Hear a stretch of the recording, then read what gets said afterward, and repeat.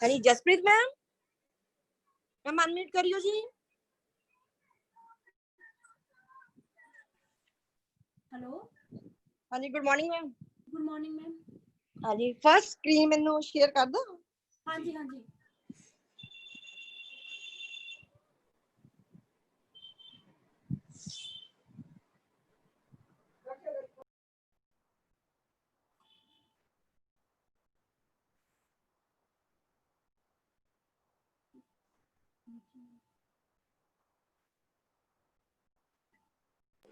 हाँ जी मैम ठीक है जी, ठीक है बस अब 4-5 मिनट स्टार्ट कर दें। ठीक है ठीक है ओके मैम।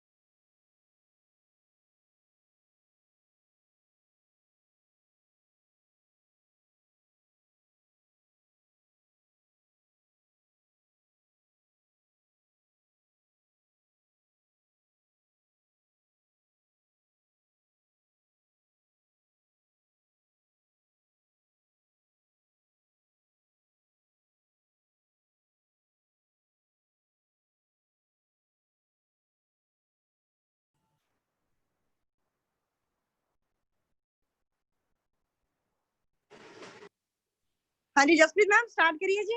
हाँ जी मैम ओके। जी जी ਸਤਿ ਸ਼੍ਰੀ ਅਕਾਲ ਜੀ ਸਾਰਿਆਂ ਨੂੰ। ਮੈਂ Jaspreet Kaur government ITI woman Kotkapura ਤੋਂ।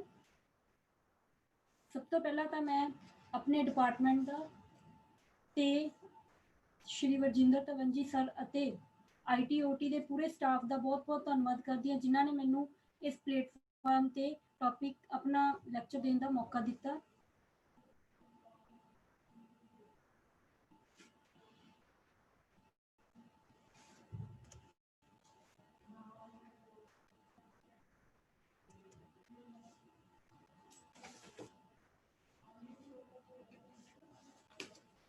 मैं गवर्नमेंट आईटीआई कोटकपूरा तो डिस्ट्रिक्ट फरीदकोट। साडी संस्था दे विच इस टाइम 2 ट्रेडां चल रही ने सिविंग टैक्नोलॉजी ਅਤੇ ਸਰਫੇਸ ऑर्नामेंटेशन जिस दे दो यूनिट चलते हैं ते साडी हर साल तकरीबन 100% एडमिशन फुल हुंदी है। लड़कियां दी आईटीआई है ਅਤੇ ਵਧੇਰੇ जानकारी ਲਈ नीचे साडे मुख्य अध्यापक श्री लालचंद जी का नंबर है। जे किसी ने किसी तरह की कोई जानकारी लैनी है तो तुसी इन्हां दे नाल कंटैक्ट करके जानकारी ले सकते हो। लास्ट चैप्टर दे विच असीं पढ़िया सीगा फैब्रिक फंडामेंटल पार्ट 1 दे विच कि एक रेशे तो किस तरह असीं कपड़ा तैयार करते हाँ। तां थोड़ा जा उसे नूं ही मैं लैके चलदी हां कि कपड़े दियां किन्नियां किस्मां हुंदियां। असीं ये सारा चैप्टर पहला पढ़ चुके हैं जिवें कि कपड़ा सानू 4 तरीकों तो प्राप्त होंदा है। कुदरती सौम्या तो, रसायनिक पदार्थों द्वारा, खनिज पदार्थों द्वारा ते मिश्रित रेशिया तो तैयार कपड़े। कुदरती सौम्या तो तैयार कपड़ियां दे विच जिवें आ जांदे ने कॉटन दे कपड़े सानू कपाह तो तैयार हुंदा है ना। तां रेशे जिहड़े असीं उहदे लई प्राप्त करदे आ कपाह तो। सूती कपड़े जिੱਥੋਂ मिलदे सानू कपाह तो। फर्स्ट पिक्चर ते तुसीं देख रहे हो कॉटन दा कपड़ा इत्थे शो कीता होया है। उसे तरह ही बनस्पति तो सानू जिवें जूट हुंदा है सन तो सानू जूट सन दियां बोरियां बनदियां ने ते ओह भी सानू दरख्तां दी रुखां तो जूट दे सन दे पौधे तो सानू जूट प्राप्त हुंदा है जिहदियां असीं बोरियां आदि बनाउने आ। तां जिवें पशुओं तो सानू मिलदी है उन्न मिलदी है। रेशम दा कीड़े तो सानू रेशम दा कपड़ा प्राप्त हुंदा है। इस तो बाद जिवें गल करिए असीं रसायनिक पदार्थां दी जिहड़े कपड़े असीं रसायनिक क्रिया द्वारा बनाउने आ तां ओह साडे कोले रसायनिक पदार्थां द्वारा तैयार कपड़े आ जांदे। सैकेंड पिक्चर दे विच इसे तरह दे कपड़े शो कीते होए ने। तां खनिज पदार्थ जिहड़े हुंदे ने जिवें सोने चांदी दियां धातां खनिज हुंदे ने धात जिहदे विच कि कॉपर सोना चांदी एसबेस्टास अजिहे धातां तो जिहड़े कपड़े बनदे आ ਉਹ ਹੁੰਦੇ ਨੇ ਖਣਿਜ ਪਦਾਰਥਾਂ ਤੋਂ ਤਿਆਰ ਕੱਪੜੇ। ਜਿਵੇਂ ਤੁਸੀਂ ਦੇਖਦੇ ਹੋ ਜਰੀ ਦੇ ਵਰਕ ਵਾਲੇ ਕੰਮ ਉਹ ਪਿਕ ਦੇ ਵਿੱਚ ਤੁਹਾਨੂੰ ਦਿਖਾਈ ਦੇ ਰਿਹਾ ਹੈ ਕਿ ਜਰੀ ਦਾ ਕੱਪੜਾ ਹੈ ਨਾ।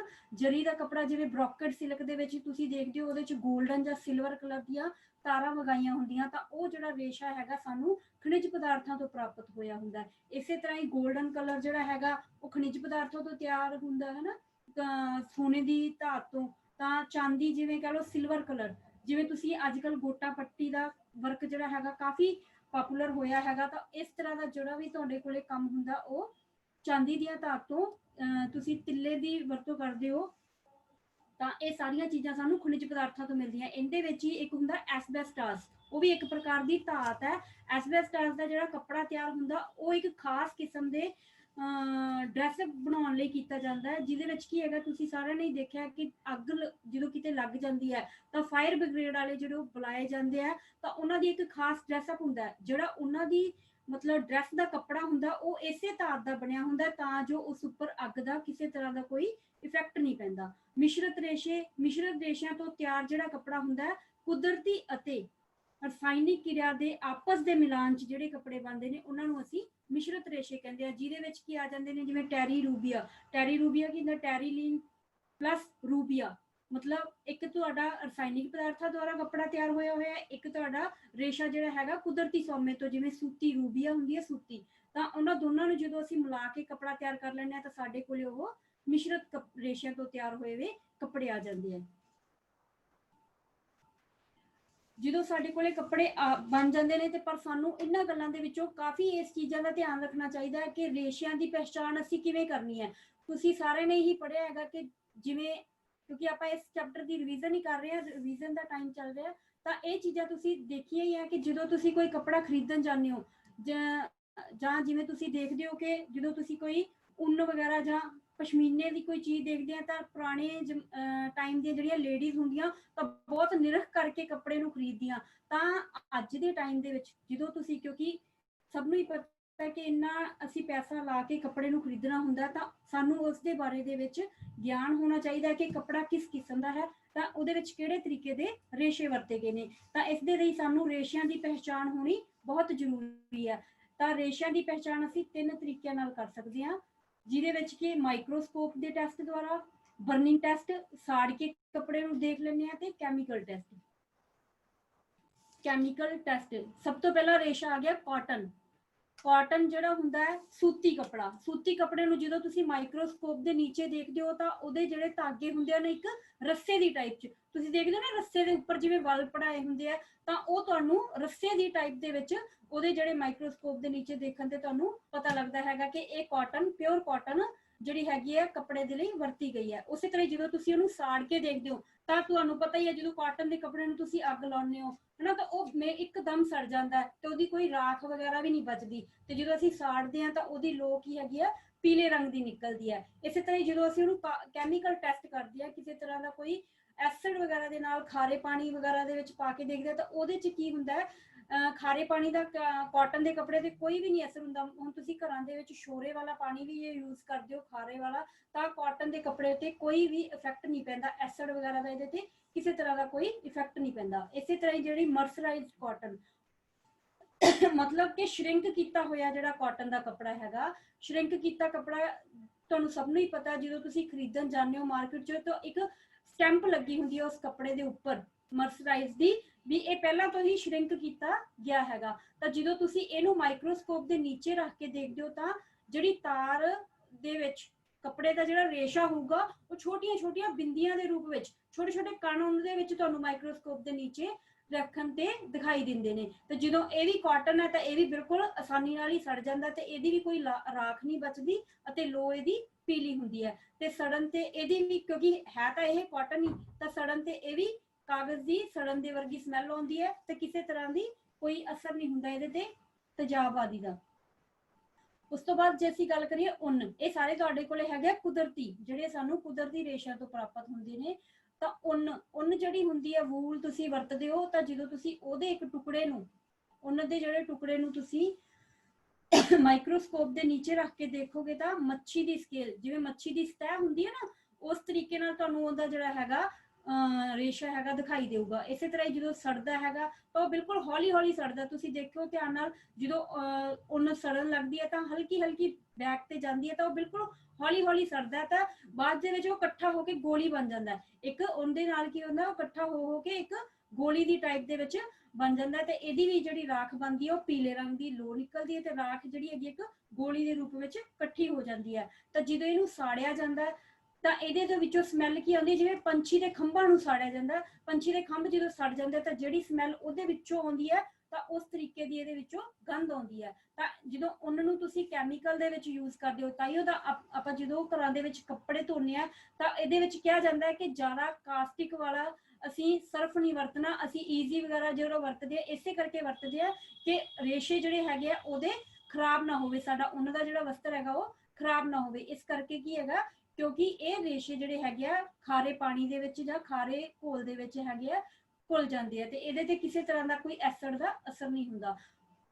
ਇਸ ਤੋਂ ਬਾਅਦ ਆ ਗਿਆ ਪਿਓਰ ਸਿਲਕ। ਪਿਓਰ ਸਿਲਕ ਸਭ ਨੂੰ ਹੀ ਪਤਾ ਹੈ ਨਾ ਕਿੰਨਾ ਅਸੀਂ ਕਾਸਟਲੀ ਲੈਂਦੇ ਆ, ਤਾਂ ਜਦੋਂ ਅਸੀਂ ਖਰੀਦਣਾ ਹੈਗਾ ਤਾਂ ਉਹਦੀ ਪਿਓਰਤਾ ਨੂੰ, ਸਾਨੂੰ ਉਹਦੇ ਰੇਸ਼ਿਆਂ ਨੂੰ ਧਿਆਨ ਵਿੱਚ ਰੱਖ ਕੇ ਖਰੀਦਣਾ ਚਾਹੀਦਾ। ਜਦੋਂ ਤੁਸੀਂ ਪਿਓਰ ਸਿਲਕ ਨੂੰ ਮਾਈਕਰੋਸਕੋਪ ਦੇ ਨੀਚੇ ਰੱਖ ਕੇ ਦੇਖੋਗੇ ਤਾਂ ਉਹਦੇ ਸ਼ੀਸ਼ੇ ਦੇ ਟੁੱਟੇ ਹੋਏ ਟੁਕੜਿਆਂ ਵਾਂਗ, ਛੋਟੇ ਛੋਟੇ ਜਿਵੇਂ ਸ਼ੀਸ਼ੇ ਹੁੰਦੇ ਨਾ, ਜਦੋਂ ਤੁਹਾਡਾ ਸ਼ੀਸ਼ਾ ਟੁੱਟ ਜਾਂਦਾ ਤੁਸੀਂ ਦੇਖਦੇ ਹੋ ਉਹਦੇ ਛੋਟੇ ਛੋਟੇ ਕਣ ਖਿੱਲਰ ਜਾਂਦੇ ਨੇ, ਕੋਈ ਛੋਟੀ ਤਿਕੋਣੀ ਸ਼ੇਪ 'ਚ ਆ, ਕੋਈ ਕਿਸੇ ਸ਼ੇਪ 'ਚ ਆ ਗਿਆ, ਤਾਂ ਉਸ ਤਰੀਕੇ ਨਾਲ ਤੁਹਾਨੂੰ ਇਹ ਦਿਖਾਈ ਦਿੰਦਾ ਹੈ। ਤੇ ਇਹ ਵੀ ਹੌਲੀ ਹੌਲੀ ਸੜਦਾ ਹੈ, ਤਾਂ ਇਹਦੀ ਕਿਸੇ ਤਰ੍ਹਾਂ ਦੀ ਕੋਈ ਰਾਖ ਨਹੀਂ ਬਚਦੀ। ਤਾਂ ਲੋ ਜਦੋਂ ਤੁਸੀਂ ਰੇਸ਼ਮ ਦੇ ਕੱਪੜੇ ਨੂੰ ਸਾੜ ਕੇ ਦੇਖੋਗੇ ਤਾਂ ਉਹਦੀ ਨੀਲੇ ਰੰਗ ਦੀ ਜਿਹੜੀ ਹੈਗੀ ਆ ਲੋ ਨਿਕਲੇਗੀ, ਉਹਦੀ ਜਿਹੜੀ ਲਾਟ ਹੋਊਗੀ ਉਹ ਨੀਲੇ ਰੰਗ ਦੀ ਹੋਊਗੀ। ਤਾਂ ਸੜਨ ਤੇ ਇਹਦੀ ਵੀ ਕਾਗਜ਼ ਵਰਗੀ ਸਮੈਲ ਆਊਗੀ। ਤਾਂ ਇਹ ਵੀ ਜਦੋਂ, ਕਿਉਂਕਿ ਤੁਸੀਂ ਦੇਖਿਆ ਹੀ ਹੈ ਖਾਰੇ ਪਾਣੀ ਦੇ ਵਿੱਚ ਜਦੋਂ ਇਹਨੂੰ ਤੁਸੀਂ, ਆਪਾਂ ਘਰ ਦੇ ਵਿੱਚ ਕਿੰਨੀ ਸਾਵਧਾਨੀ ਨਾਲ ਰੇਸ਼ਮ ਦਾ ਕੱਪੜਾ ਜਾਂ ਸਿਲਕ ਨੂੰ ਆਪਾਂ ਧੋਨੇ ਆ ਤਾਂ ਜੋ ਉਹ ਉਹਦੇ ਤੇ ਕਿਸੇ ਤਰ੍ਹਾਂ ਦਾ ਕੋਈ ਘੋਲ ਦਾ ਇਫੈਕਟ ਨਾ ਪਵੇ, ਤਾਂ ਇਹਦੇ ਤੇ ਵੀ ਤੇਜ਼ਾਬ ਆਦਿ ਦਾ ਕੋਈ ਅਸਰ ਨਹੀਂ ਹੁੰਦਾ। ਉਸ ਤੋਂ ਬਾਅਦ ਆ ਗਿਆ ਰਸਾਇਣਿਕ ਕਿਰਿਆ ਤੋਂ ਤਿਆਰ ਰੇਸ਼ੇ ਜਿਹੜੇ ਹੁੰਦੇ ਨੇ ਸਾਡੇ ਕੋਲੇ ਲਿਲਨ। ਲਿਲਨ ਕੀ ਹੈਗਾ, ਜਦੋਂ ਤੁਸੀਂ ਲਿਲਨ ਨੂੰ ਮਾਈਕਰੋਸਕੋਪ ਦੇ ਨੀਚੇ ਰੱਖ ਕੇ ਦੇਖਦੇ ਹੋ ਤਾਂ ਉਹਦੇ ਕੀ ਹੁੰਦੇ ਆ, ਗੰਨੇ ਦੀਆਂ ਗਨੇਰੀਆਂ ਜਿਵੇਂ ਹੁੰਦੀਆਂ ਨਾ, ਮੋਟੇ ਮੋਟੇ ਉਹਦੇ ਗੰਨੇ ਦੇ ਗਨੇਰੀਆਂ ਦੇ ਵਾਂਗੂ ਟੁਕੜੇ ਦਿਖਾਈ ਦੇਣ ਲੱਗ ਜਾਂਦੇ ਨੇ ਮਾਈਕਰੋਸਕੋਪ ਦੇ ਨੀਚੇ। ਮਾਈਕਰੋਸਕੋਪ ਇਹ ਚੈਪਟਰ ਅਸੀਂ ਸਾਇੰਸ ਦੇ ਵਿੱਚ 8th 10th ਦੇ ਵਿੱਚ ਵੀ ਪੜ੍ਹਦੇ ਆ ਰਹੇ ਹਾਂ ਨਾ, ਤਾਂ ਉੱਥੇ ਸਾਨੂੰ ਪ੍ਰੈਕਟੀਕਲੀ ਵਰਕ ਦੇ ਵਿੱਚ ਮਾਈਕਰੋਸਕੋਪ ਦੇ ਨੀਚੇ ਇਹਨਾਂ ਚੀਜ਼ਾਂ ਨੂੰ ਦਿਖਾਇਆ ਜਾਂਦਾ ਸੀਗਾ। ਮਤਲਬ ਪ੍ਰੈਕਟੀਕਲ ਵਰਕ ਜਿਹੜਾ ਸਾਡਾ ਜਦੋਂ ਕਰਾਇਆ ਜਾਂਦਾ ਸੀ ਤਾਂ ਇੱਥੇ ਸਾਨੂੰ ਦਿਖਾਇਆ ਜਾਂਦਾ ਸੀ। ਤਾਂ ਜਦੋਂ ਇਹਨੂੰ ਸਾੜ ਕੇ ਦੇਖੀਏ ਤਾਂ ਇਹ ਬਹੁਤ ਜਲਦੀ ਸੜਦਾ। ਲਿਲਨ ਹੈ ਨਾ, ਅੱਜ ਕੱਲ ਤਕਰੀਬਨ ਲਿਲਨ ਦੇ ਕੱਪੜੇ ਜਿਹੜੇ ਹੈਗੇ ਮਾਰਕੀਟ ਦੇ ਵਿੱਚ ਹਰੇਕ ਤਰ੍ਹਾਂ ਕਿਸਮ ਦੇ ਵਿੱਚ ਪ੍ਰਿੰਟਡ ਪਲੇਨ ਆਉਂਦੇ ਆ, ਤਾਂ ਜਦੋਂ ਇਹਨੂੰ ਵੀ ਅਸੀਂ ਸਾੜ ਕੇ ਦੇਖਾਂਗੇ ਤਾਂ ਬਹੁਤ ਜਲਦੀ ਸੜਦਾ। ਤਾਂ ਜਦੋਂ ਇਹਦੀ ਰਾਖ ਬਚ ਜਾਂਦੀ ਹੈ, ਇਹ ਵੀ ਇੱਕ ਰਾਖ ਦੇ ਰੂਪ ਵਿੱਚ ਇਹਦੇ ਸਾਡੇ ਕੋਲੇ ਇਕੱਠਾ ਹੋ ਜਾਂਦਾ ਇਹਦੀ ਜਿਹੜੀ ਰਾਖ ਹੈ, ਤਾਂ ਸੜਨ ਤੇ ਵੀ ਨੀਲੇ ਰੰਗ ਦੀ ਜਿਹੜੀ ਲਾਟ ਕੱਢਦਾ। ਤਾਂ ਜਦੋਂ ਇਹਨੂੰ ਸਾੜਿਆ ਜਾਂਦਾ ਤਾਂ ਇਹਦੀ ਗੰਧ ਕੀ ਹੈਗੀ ਹੈ, ਕਾਗਜ਼ ਦੇ ਸੜਨ ਵਾਂਗੂ ਆਉਂਦੀ ਹੈ। ਘੋਲ ਦਾ ਇਹਦੇ ਤੇ ਕਿਸੇ ਤਰ੍ਹਾਂ ਦਾ ਕੋਈ ਨਹੀਂ ਅਸਰ ਹੁੰਦਾ ਸ਼ੋਰੇ ਵਾਲੇ ਪਾਣੀ ਦੇ ਵਿੱਚ। ਵੈਸੇ ਤਾਂ ਕੱਪੜੇ ਨੂੰ ਅਸੀਂ ਸਾਫ਼ ਪਾਣੀ 'ਚ ਹੀ ਧੋਣਾ ਚਾਹੀਦਾ ਹੈ ਨਾ। ਤਾਂ ਤੇਜ਼ਾਬ ਆਦਿ ਜਦੋਂ ਇਹਦੇ ਤੇ ਪੈ ਜਾਂਦਾ, ਤੁਸੀਂ ਦੇਖਿਆ ਲਿਲਨ ਕੱਪੜਾ ਇੱਕ ਇਹੋ ਜਿਹਾ ਹੈਗਾ, ਕਈ ਵਾਰੀ ਤੁਸੀਂ ਕਲਰ ਵਗੈਰਾ ਡਾਈ ਕਰਾਉਂਦੇ ਹੋ ਤਾਂ ਇਹਦੇ ਤੇ ਤੇਜ਼ਾਬ ਦਾ ਅਸਰ ਹੁੰਦਾ ਜੋ ਤੁਸੀਂ ਕਿਉਂਕਿ ਕਲਰ ਦੇ ਵਿੱਚ ਵੀ ਕੈਮੀਕਲ ਹੁੰਦਾ। ਵਾਲਾਂ ਨੂੰ ਜੋ ਤੁਸੀਂ ਕਲਰ ਕਰਾਉਂਦੇ ਹੋ ਤਾਂ ਤੁਹਾਡੇ ਜੇ ਮੰਨ ਲਓ ਲਿਲਨ ਦਾ ਕੱਪੜਾ ਪਾਇਆ ਤਾਂ ਤੁਹਾਡੇ ਉਸ ਕੱਪੜੇ ਦਾ ਕੀ ਹੁੰਦਾ, ਉੱਥੋਂ ਜਾਂ ਤਾਂ ਛੋਟੀਆਂ ਛੋਟੀਆਂ ਮੋਰੀਆਂ ਹੋ ਜਾਂਦੀਆਂ ਹਨਾ, ਤਾਂ ਨਹੀਂ ਤਾਂ ਉਸ ਕਲਰ ਦਾ ਇਫੈਕਟ ਪੈ ਜਾਂਦਾ ਉਹਦੇ ਤੇ, ਉਹ ਕਲਰ ਤੁਹਾਡਾ ਉੱਥੋਂ ਫੇਡ ਹੋਣਾ ਸ਼ੁਰੂ ਹੋ ਜਾਂਦਾ। ਇਸੇ ਤਰ੍ਹਾਂ ਹੀ ਨਾਈਲੋਨ ਜਦੋਂ ਤੁਸੀਂ ਨਾਈਲੋਨ ਦੇ ਕੱਪੜੇ ਨੂੰ ਮਾਈਕਰੋਸਕੋਪ ਦੇ ਨੀਚੇ ਦੇਖਦੇ ਹੋ ਤਾਂ ਉਹ ਅੰਗੂਰ ਦੇ ਗੁੱਛਿਆਂ ਵਾਂਗੂ ਛੋਟੀਆਂ ਛੋਟੀਆਂ ਬਿੰਦੀਆਂ ਦੇ ਵਿੱਚ, ਜਿਹੜਾ ਤੁਸੀਂ ਦੇਖਿਆ ਸੀਗਾ ਮਾਈਕਰੋਸਕੋਪ ਦੇ ਨੀਚੇ ਕਾਟਨ, ਮਰਸਰਾਈਜ਼ ਕਾਟਨ ਨੂੰ ਦੇਖਦੇ ਹੋ ਤਾਂ ਬਿੰਦੀਆਂ ਖਿਲਰੀਆਂ ਦਿਖਾਈ ਦਿੰਦੀਆਂ। ਪਰ ਜਦੋਂ ਤੁਸੀਂ ਨਾਈਲੋਨ ਨੂੰ ਦੇਖਦੇ ਹੋ ਤਾਂ ਤੁਹਾਡੇ ਉਹ ਜਿਹੜੀਆਂ ਹੈਗੀਆਂ ਗੋਲੀਆਂ, ਉਹ ਕੀ ਹੈਗੀਆਂ, ਗੁੱਛੇ ਦੇ ਰੂਪ ਵਿੱਚ ਛੋਟੀਆਂ ਛੋਟੀਆਂ ਬਿੰਦੀਆਂ ਬਣ ਜਾਂਦੀਆਂ। ਤਾਂ ਇਸ ਤਰੀਕੇ ਨਾਲ ਤੁਹਾਨੂੰ ਪਤਾ ਲੱਗ ਜਾਂਦਾ ਵੀ ਇਹ ਸਹੀ ਨਾਈਲੋਨ ਹੈ। ਤਾਂ ਇਹ ਜਲਦੀ ਸੜਦਾ ਤੇ ਇਹਦੇ ਉੱਪਰ ਕਿਸੇ ਤਰ੍ਹਾਂ ਦੀ ਕੋਈ ਰਾਖ ਨਹੀਂ ਬਚਦੀ ਤੇ ਲੋ ਇਹਦੀ ਵੀ ਨੀਲੇ ਰੰਗ ਦੀ ਹੁੰਦੀ ਹੈ। ਸੜਨ ਤੇ ਕਾਗਜ਼ ਦੇ ਗੰਧ ਵਰਗੀ ਜਿਹੜੀ ਸਮੈਲ ਆਉਂਦੀ ਆ। ਤਾਂ ਖਾਰੇ ਪਾਣੀ ਦਾ ਇਸ ਤੇ ਵੀ ਕੁਝ ਨਹੀਂ ਅਸਰ ਹੁੰਦਾ, ਤਾਂ ਤੇਜ਼ਾਬ ਦੇ ਵਿੱਚ ਇਹ ਕੁਝ ਨਹੀਂ ਬਚਦਾ। ਮਤਲਬ ਇਹ ਨਾਈਲੋਨ ਦੇ ਵਿੱਚ ਜੇ ਤੁਸੀਂ ਐਸਿਡ ਵਗੈਰਾ ਕਈ ਵਾਰੀ ਡੁੱਲ ਜਾਵੇ ਤੁਹਾਡੇ ਤੇ ਤਾਂ ਤੁਹਾਡਾ ਕੱਪੜਾ ਕੀ ਹੈਗਾ, ਸੜ ਜਾਂਦਾ ਉੱਥੋਂ। ਵਿਸਕੋਸ, ਜਿਹੜੇ ਇਹਦੇ ਰੇਸ਼ੇ, ਇਹਦੇ ਕਿਨਾਰੇ ਜਿਹੜੇ ਤਿਰਛੇ ਕਿਨਾਰਿਆਂ ਵਾਂਗ ਦਿਖਾਈ ਦਿੰਦੇ ਆ। ਜਦੋਂ ਤੁਸੀਂ ਇਹਨੂੰ ਮਾਈਕਰੋਸਕੋਪ ਦੇ ਨੀਚੇ ਦੇਖਦੇ ਹੋ ਤਾਂ ਇਹ ਡਾਇਗਨਲ ਦੇ ਵਿੱਚ ਤਿਰਛੇ ਜਿਹੜੇ ਇਹਦੇ ਤੁਹਾਨੂੰ ਕਿਨਾਰੇ ਦਿਖਾਈ ਦੇਣ ਲੱਗ ਜਾਂਦੇ ਜਦੋਂ ਤੁਸੀਂ ਕੱਪੜੇ ਦੀ ਸਤਹ ਦੇਖਦੇ ਹੋ। ਤਾਂ ਇਹ ਵੀ ਜਲਦੀ ਸੜਦਾ ਅਤੇ ਇਹਦੇ ਤੇ ਰਾਖ ਬਿਲਕੁਲ ਹੀ ਨਹੀਂ ਬਚਦੀ, ਲੋ ਜਿਹੜੀ ਇਹਦੀ ਕਿਸੇ ਤਰ੍ਹਾਂ ਦੀ ਨਹੀਂ ਨਿਕਲਦੀ। ਤਾਂ ਜਦੋਂ ਇਹਨੂੰ ਤੁਸੀਂ ਇਹਦੀ ਸਾੜਨ ਤੇ ਗੰਧ ਨਿਕਲਦੀ ਹੈਗੀ ਹੈ ਤਾਂ ਉਹ ਨੇਲ ਪਾਲਿਸ਼, ਨੇਲ ਪੇਂਟ ਤੁਸੀਂ ਸਾਰੇ ਹੀ ਲਗਾਉਂਦੇ ਹੋ ਤਾਂ ਉਹਦੇ ਵਿੱਚ ਜਿਹੜੇ ਦੀ ਸਮੈਲ ਆਉਂਦੀ ਹੈ ਉਹ ਨੇਲ ਪੇਂਟ ਦੀ ਤਰ੍ਹਾਂ ਆਉਣ ਲੱਗ ਜਾਂਦੀ ਹੈ। ਤਾਂ ਇਹਦੇ ਵਿੱਚ ਜਦੋਂ ਤੁਸੀਂ ਇਹਨੂੰ ਖਾਰੇ ਪਾਣੀ ਦੇ ਵਿੱਚ ਧੋਂਦੇ ਹੋ ਜਾਂ ਇਹਦੇ ਤੇ ਕਿਸੇ ਤਰ੍ਹਾਂ ਦਾ ਕੋਈ ਖਾਰਾ ਤੁਸੀਂ ਜ਼ਿਆਦਾ ਕੈਮੀਕਲ ਵਾਲਾ ਸਰਫ ਆਦि ਯੂਜ਼ ਕਰਦੇ ਹੋ, ਡਿਟਰਜੈਂਟ ਪਾਊਡਰ, ਤਾਂ ਇਹ ਕੀ ਹੈਗਾ, ਸੜ ਕੇ ਬਿਲਕੁਲ ਖਤਮ ਹੋ ਜਾਂਦਾ। ਤਾਂ ਉਹੀ ਅਜੇ ਖਾਰੇ ਪਾਣੀ ਦਾ ਇਹਦੇ ਤੇ ਅਸਰ ਹੁੰਦਾ ਤਾਂ ਇੱਕ ਬੂੰਦ ਪੈਣ ਤੇ ਜੇ ਕੋਈ ਕਿਸੇ ਤਰ੍ਹਾਂ ਦਾ ਐਸਿਡ ਇਹਦੇ ਉੱਪਰ ਡਿੱਗ ਪਿਆ ਹੈਗਾ ਤਾਂ ਜਿਹੜਾ ਇਹ ਕੱਪੜਾ ਹੈਗਾ ਇੱਕੋਦਮ ਜਿਹੜਾ ਹੈ ਨਸ਼ਟ ਹੋ ਜਾਂਦਾ। ਇਸੇ ਤਰ੍ਹਾਂ ਹੀ ਕੋਪਾਮੋਰੀਅਮ ਹੈਗਾ, ਜਿਹੜਾ ਇਹ ਅੰਡੇ ਦੇ ਬੀਜ, ਅੰਡਾਕਾਰ ਬੀਜ ਵਾਂਗੂ ਇਹਦੀ ਦਿਖਾਈ ਦਿੰਦੀ ਹੈ ਮਾਈਕਰੋਸਕੋਪ ਦੇ ਨੀਚੇ, ਤੇ ਇਹ ਵੀ ਜਲਦੀ ਸੜਦਾ ਤੇ ਰਾਖ ਬਿਲਕੁਲ ਨਹੀਂ ਬਚਦੀ ਤੇ ਨਾ ਹੀ ਇਹਦੀ ਕਿਸੇ ਤਰ੍ਹਾਂ ਦੀ ਕੋਈ ਲੋ ਨਿਕਲਦੀ ਹੈ। ਤਾਂ ਸੜਨ ਤੇ ਇਹਦੀ ਕਾਗਜ਼ ਦੀ ਸਮੈਲ, ਕਾਗਜ਼ ਦੀ ਸੜਨ ਵਰਗੀ ਇਹਦੀ ਸਮੈਲ ਹੁੰਦੀ ਆ। ਤਾਂ ਇਹ ਖਾਰੇ ਪਾਣੀ ਵਿੱਚ ਬਹੁਤ ਜਲਦੀ ਘੁਲ ਜਾਂਦਾ ਪਰ ਇਹਦੇ ਤੇ ਕਿਸੇ ਵੀ ਤਰ੍ਹਾਂ ਦੇ ਐਸਿਡ ਦਾ ਕੋਈ ਫਰਕ ਨਹੀਂ ਪੈਂਦਾ। ਐਸੀਟੇਸ ਜਿਹੜਾ ਹੈਗਾ ਇਹ ਜਲਦੀ ਸੜਦਾ ਹੈ ਤੇ ਇਹਦੀ ਜਿਹੜੀ ਹੈਗੀ ਹੈ ਰਾਖ ਉਹ ਗੋਲੀ ਦੀ ਤਰ੍ਹਾਂ ਬਣ ਜਾਂਦੀ ਹੈ, ਜਿਵੇਂ ਉੱਨ ਦੀ ਬਣ ਜਾਂਦੀ ਹੈ ਨਾ, ਉਸੇ ਤਰ੍ਹਾਂ ਹੀ ਇੱਕ ਗੋਲੀ ਦੇ ਰੂਪ ਵਿੱਚ ਬਣ ਜਾਂਦੀ ਹੈ। ਤੇ ਜਦੋਂ ਲੋ ਨਿਕਲਦੀ ਹੈ ਇਹਦੀ ਬਰਾਊਨ ਕਲਰ ਦੀ ਲੋ ਜਿਹੜੀ ਇਹਦੀ ਲਾਟ ਨਿਕਲਦੀ ਹੈਗੀ ਆ। ਤਾਂ ਕਾਗਜ਼ ਦੇ ਜਿਹੜੇ ਸੜਨ ਤੇ ਇਹ ਕਾਗਜ਼ ਦੀ ਗੰਧ ਵਰਗੀ ਤੇ ਨੇਲ ਪੇਂਟ ਵਰਗੀ ਜਿਹੜੀ ਇਹਦੀ ਸਮੈਲ ਆਉਂਦੀ ਹੈ। ਤਾਂ ਖਾਰੇ ਪਾਣੀ 'ਚ ਜਦੋਂ ਇਹਨੂੰ ਘੋਲਿਆ ਜਾਂਦਾ ਤਾਂ ਇਹ ਛੇਤੀ ਘੁਲ ਜਾਂਦਾ ਤੇ ਤੇਜ਼ਾਬ ਦੇ ਨਾਲ ਇਹ ਜਿਹੜਾ ਕੱਪੜਾ ਹੈਗਾ ਬਿਲਕੁਲ ਖਤਮ ਹੋ ਜਾਂਦਾ।